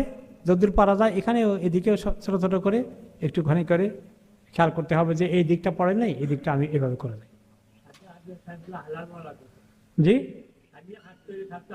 স্বামী আগে হালাল হওয়া ভালো, কিন্তু যদি হালাল নাও হয় আগে মহিলা করতে পারবে, অসুবিধা হবে না। কিন্তু উত্তমভাবে আগে নিজেরটা কেটে তারপরে মহিলারটা কাটবে। রাইট, এবার আমরা খুব সংক্ষিপ্তভাবে মসজিদে নববীতে কীভাবে জিয়ারত করব, মদিনার জিয়ারত আমরা কীভাবে করব। কেউ আগে মদিনা জিয়ারত করে তারপরে ওমরা যায়, এটাও ঠিক আছে। আবার কেউ আগে ওমরা করেন তারপরে মদিনার জিয়ারতে যান, এটা তো অসুবিধা নেই। তো মদিনা জিয়ারতের জন্য সুবিধা হলে ওখানে তো করে হেরাম টেহরাম লাগবে না। ওখানে এই মসজিদে নববীতে এক রাকাত নামাজ পড়লে 1,000 রাকাতের সওয়াব পাওয়া যায়। এবং এই মসজিদ নবীর হাতে বানানো হয়েছে, সেখানকার ফজিলতটা আমরা মিস করতে চাই না। আর ওখানে গেলে ওই নামাজের পরে যতক্ষণ আসেন নফল ইবাদত করবেন, তত বেশি পারা যায়। মসজিদে কোরআন শরীফ তেলাওয়াত করলেন, বাজারে বাজারে খুব বেশি ঘোরাঘুরি না করে, সময় নষ্ট না করে জন্য মসজিদে যতক্ষণ নামাজ পড়া যায়। আর মসজিদে নববীতে নামাজ পড়ার পরে আরেকটা ইবাদত হলো, নবী করিম সাল্লাল্লাহু আলাইহি সাল্লামের এই কবর জিয়ারতের সুযোগ আল্লাহ করে দিলেন। সেখানে লাইন ধরে আসতে হবে। লাইন ধরে আসার সময় দরুদ শরীফ পড়তে দেখেন, বেশি করে দরুদ শরীফ পড়েন। তারপরে যখন কবরের কাছে আসলেন তখন বলবেন আসসালামু আলাইকা ইয়া রাসূলুল্লাহ, অথবা আসসালামু আলাইকা ইয়া রাসূলুল্লাহ ওয়া রাহমাতুল্লাহি ওয়া বারাকাতুহু সাল্লাল্লাহু আলাইহি আলাইকা ওয়া আলা আলিকা ওয়া আসহাবিকা যদি পারেন। তারপরে বলতে পারেন জাযাকাল্লাহু আন উম্মাতিকা খাইরান, আশহাদু আন্নাকা বাল্লাগতা রিসালাতা ওয়া আদ্দাইতাল আমানা ওয়া নাসাতাল উম্মাহ ওয়া জাহাদতা ফিল্লাহি হাক্কা জিহাদিহি। এটা যদি পড়তে পারেন ভালো, না পড়তে পারলে অসুবিধা নেই। ওনাকে সালাদ দিলেই হবে। ওইখানে গিয়ে সালাদ দেওয়ার পরে সময় মনে রাখবেন যে তিনি হাদিসে বলেছেন, এইখানে এসে যখন আমার কবরের স্বামীকে আমাকে সালাম দেয়, আল্লাহ আমার রূহ ফেরত দান করেন, আমি তার সালামের জবাব দেই। কিন্তু এত মানুষ আসতেছে, কোন সময় ওনার রূহ যায়, কোন সময় রূহ ফেরত দেন, তো এটা কেমনে ঘটে? ওইগুলো চিন্তা করা দরকার আছে নাকি? আমাদের দরকার হলো যে আমরা সালাম দিলে ওনাকে আল্লাহ সালাম সরাসরি পৌঁছাবেন, আর এখান থেকে সালাম করলে ওই সালাম ফেরেশতারা ওখানে পৌঁছায় এবং বলে যে আব্দুল করিমের ছেলে আব্দুল্লাহ আপনাকে সালাম দিয়েছেন, বাবা নাম সহকারে পৌঁছায় এখান থেকে দিলে। আর ওখানে গেলে সরাসরি ফেরেশতা লাগে না, উনি সরাসরি শুনেন এবং সরাসরি আপনার আমার সালামের জবাব তিনি দিচ্ছেন। দাঁড়ানো যায় না। কিন্তু এই যে হচ্ছে আল্লাহ তাআলার ইচ্ছা যে তিনি তার কুদরতের অভাব নাই, না দাঁড়াইও কুইকলি পার হয়ে যাচ্ছেন, সালাম পৌঁছে যাচ্ছে, কোনো অসুবিধা নাই। ওকে, রাইট। তো এরপরে হলো ওইখানে বেশিক্ষণ না, 1 মিনিট আসেন, পরের মিনিটে চলে যেতে আসেন আবু বকর কবরের সামনে। সেখানে আপনি বলবেন আসসালাতু আসসালামু আলাইকা ইয়া আবু বকর সিদ্দিক ওয়া রাহমাতুল্লাহি ওয়া বারাকাতুহু ওয়া জাযাকাল্লাহু খাইরান আন উম্মতি মুহাম্মাদিন খাইরান। হ্যাঁ, তো ওইটা বলতে বলতেই তো ওমর রাদিয়াল্লাহু আনহু কবর চলে আসলো। আসসালাতু আসসালামু আলাইকা ওমর খাত্তাব রাদিয়াল্লাহু আনহু। হ্যাঁ, আমি প্রশ্ন শুধু দিচ্ছি, কথা শেষ করতে দেন। তারপরে আপনার ওনাকে সালাম করলেন, করার পরে চলে গেলেন। তাহলে মদিনায় 2টা কাজ হলো, মসজিদে নববীতে নামাজ পড়া আর ওনার ওখানে কবর জিয়ারত করা। আর একটা যেটা আছে রিয়াদুল জান্নাহ, যেটা আছে রওদাতুম মিন রিয়াদুল জান্নাহ, ওখানে একটু তিনি বলছেন যে আমার ঘর যেটা এখন ওনার কবর আর ওনার মিম্বার এর মাঝখানে জায়গাটুকু সাদা মার্বেল কালারে দেওয়া, ওইখানে পিলারগুলো বোঝা যায় different than any other corner, ওইটাকে জান্নাতের একটি টুকরা বলা হয়েছে। তো ওখানে পড়ার জন্য আবার এখন নাকি আবার নাম লেখানো লাগে, কি করা লাগে, এত আহামরি কোনো দরকার নাই সময় নষ্ট করার। মসজিদে নববীতে নামাজ পড়লে উনি 2টার কথাই বলছেন, মসজিদে নববীতে নামাজ পড়লে মক্কা নামাজ পড়লে কি বেশ কম হবে, এখানে পড়লে যে আরও বেশি সওয়াব পাওয়া যাবে এটা কোনো হাদিস সুস্পষ্ট নাই। একটা স্পেশাল মর্যাদার কথা বলেছেন, কিন্তু লোকেরা ওখানে পড়ার জন্য আধা ঘন্টা 1 ঘন্টা 2 ঘন্টা লাইন দিয়ে বসে থাকে, খামাকা সময় নষ্ট করতেছে। ওকে, তারপরে হচ্ছে এই মদিনায় এই মসজিদে নববীর পরে আল্লাহ নবী এবং আবু বকর ওমর কবর জিয়ারত করার পরে জান্নাত আর বাকি গোরস্থান যেটা আছে, সাহাবীরা আছেন, অনেক সাহাবীরা ওখানে ইন্তেকাল করেছেন, ইমামরা, তাবেঈনরা, ইমাম মালিক, উম্মাহাতুল মুমিনিন, সমস্ত নবীর বিবিগণ ওখানে আছেন। ওখানে কবর জিয়ারত করা আরেকটি সুন্নত। ওখানে গিয়া যে কথা বলবেন আসসালামু আলাইকুম দারা কওমিল মুমিনিন, হ্যাঁ আনতুল্লাহ সালাফুন আহলু বিকুম লাহিকুন ইন্না ইনশাআল্লাহ বিকুম লাহিকুন, এইভাবে ইরহামুল্লাহুল মুস্তাকদিমিনা মিনা ওয়াল মুস্তাখিরিন নাসালুল্লাহ লাকুমুল আফিয়া, এইভাবে তিনি দোয়া করতেন ওই জায়গায় গিয়ে। তারপরে ওই দোয়া ওটা শেষ হয়ে গেলে মদিনায় যে কয়দিন আসেন জামাতের সাথে নামাজ পড়া। এবং একটা হাদিস আছে, কেউ যদি মদিনায় 40 ওয়াক্ত নামাজ পড়ে, এই যে হাদিসের একটা খুব ফজিলতের কথা আসছে, ওই হাদিসটা সহি না, ওই হাদিসটা সহি না। তা আপনি যে যতক্ষণ আসেন প্রত্যেক ওয়াক্তে 1 দিন থাকেন, 2 দিন থাকেন, 5 দিন থাকেন, 1 সপ্তাহ থাকেন, আপনি পুরোটাই নামাজ জামাতে পড়বেন, মসজিদে বসে দরুদ শরীফ বেশি করে পড়বেন। মদিনায় থাকা অবস্থায় দরুদ শরীফের পরিমাণটা আগের থেকে বাড়িয়ে দেবেন। তারপরে ওনার কবরের জিয়ারত হলো, এরপরে আল বাকি গোরস্থান যেটা পাশেই, সেটা জিয়ারত হলো। সকালে ফজরের কিছুক্ষণ পরে খোলে, জোহরের আগে বন্ধ করে দেয়, আবার বিকালের দিকে খোলে, 2 বেলা খোলে। আপনি ওখানে গিয়ে একটু সামনে ঢুকতেও পারবেন। সেখানে সাধারণ কবর জিয়ারত আমরা যেভাবে করি সেই জিয়ারত করতে পারেন। ওখানে মহিলারা ঢোকা ঠিক হবে না, মহিলারা কবরস্থান যেতে তিনি নিষেধ করেছেন, এই জন্য তারা বাইরে, ওয়ালের বাইরে থেকে জিয়ারত করবে। এরপরে আমরা আসি মদিনা। তারপরে আমলটা কোনটা? মসজিদে কুবা। মসজিদে কুবা কেউ যদি গিয়া 2 রাকাত নামাজ পড়ে, সেই ব্যক্তিকে আল্লাহ তাআলা একটি মকবুল উমরা করার সওয়াব দান করবেন। মসজিদে কুবাতে গিয়ে যদি 2 রাকাত 4 রাকাত যে করার তৌফিক আছে নামাজ পড়ে, একটা মকবুল উমরার সওয়াব হয়ে যায়। এটা অন্যতম একটি বড় আমল মদিনা, এটা মিস করা ঠিক নয়। আর তারপরে মদিনার সুন্নত জিয়ারত হলো, নবী করিম সাল্লাল্লাহু আলাইহি ওয়াসাল্লাম উহুদের শহীদদের জিয়ারত করেছেন, হামজা রাদিয়াল্লাহু আনহু থেকে শুরু করে বাকি শুহাদার। এই কবর জিয়ারত করাটা আরেকটি সুন্নত আমল, এখানেই শেষ, আর কোনো সুন্নত আমল নাই। এই হলো মসজিদে নববী, কবর জিয়ারত, বাকি গোরস্থানের জিয়ারত, এরপরে কুবা মসজিদের জিয়ারত। আর কোনো সুন্নত জিয়ারত নাই। মসজিদে কিবলাতাইন থেকে শুরু করে এগুলা এমন কোনো হতে পারে এই নফল নামাজ ইনশাআল্লাহ। এইভাবে আমাদের মদিনার জিয়ারত শেষ হয়ে গেলে, মদিনা যতক্ষণ আসেন ততক্ষণ মদিনার লোকদের সঙ্গে পারতপক্ষে ভালো ব্যবহার করবেন, যারা মদিনার অরিজিনাল বাসিন্দা। নবী করিম সাল্লাল্লাহু আলাইহি ওয়াসাল্লাম বলছেন, আনসারীদের সঙ্গে ভালো ব্যবহার করতে ওসিয়ত করে গেছেন। তাদেরকে কষ্ট দিয়ে না। ট্যাক্সিওয়ালা যদি মদিনার বাসিন্দা হয়, কিছু বকশিশ দিয়ে দিবেন, তাদেরকে খুশি করবেন ইনশাআল্লাহ। এবারে প্রশ্ন দেবো আমি, কয়টা প্রশ্ন আছে দেখি। আপনার প্রশ্ন আগে থেকে ছিল।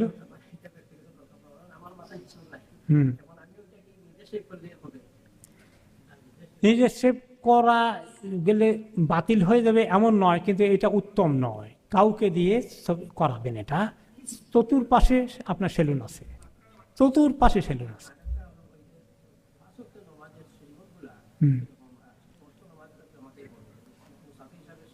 মুসাফির হিসাবে সুন্নত পড়া তো নিষেধ নাই, কেউ না পড়লে গুনাহ হবে না, কিন্তু ওইখানে গিয়ে তো আরো নফল অ্যাড করার কথা, ওখানে মিস করবে কেন মানুষ? তারপরে তাড়াহুড়া থাকে, সময় পান নাই, টয়লেটে দই আসা লাগছে, আর ঢুকতে পারেন নাই, নো প্রবলেম, গুনাহ হবে না, কোনো গুনাহ হবে, কোনো গুনাহ হবে। জি, কথা বলার জন্য। ও রাইট, আমি তো মাগরিব কটা আজকে। ওকে, আমাকে চলে যেতে আছে, আমার প্রোগ্রাম হচ্ছে আরেক জায়গায়, বহু দূরে। জি,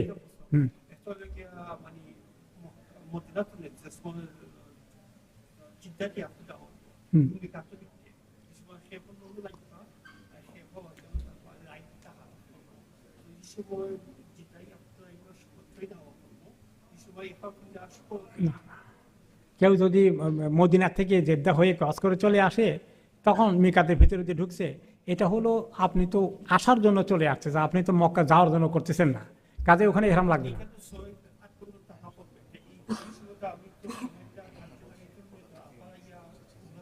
আবার ওমরা করতে যদি চান, মদিনা থেকে ঘুরে এসে টাইম যদি কুলায়, যায় আছে। অফকোর্স মিকাতে পৌঁছার আগেই ইহরাম করতে হবে। জি,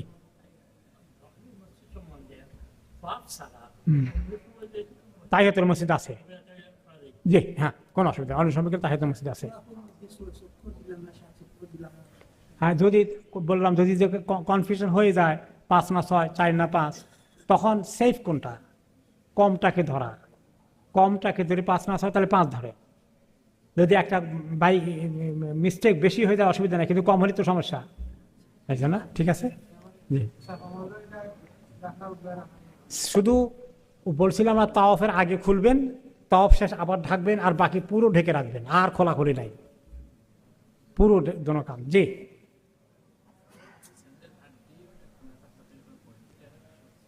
ওই হাড্ডি বলতে মানে পিছনের যেটা, আর উপরের এটা না, এটা না, পুরো যেন ঢাকা না যায়। হ্যাঁ, দ্যাটস ফাইন, এটাও ফাইন।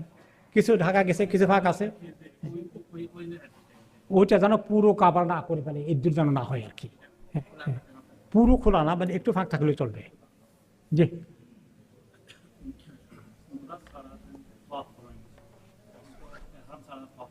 না, মাসে যে এখন এরকম গায়ে দিয়ে তো অফ করতে চায়, এটা আমি রেকমেন্ড করি না, কারণ যারা আসে তারা অনেক কষ্ট হয়, যারা। জি,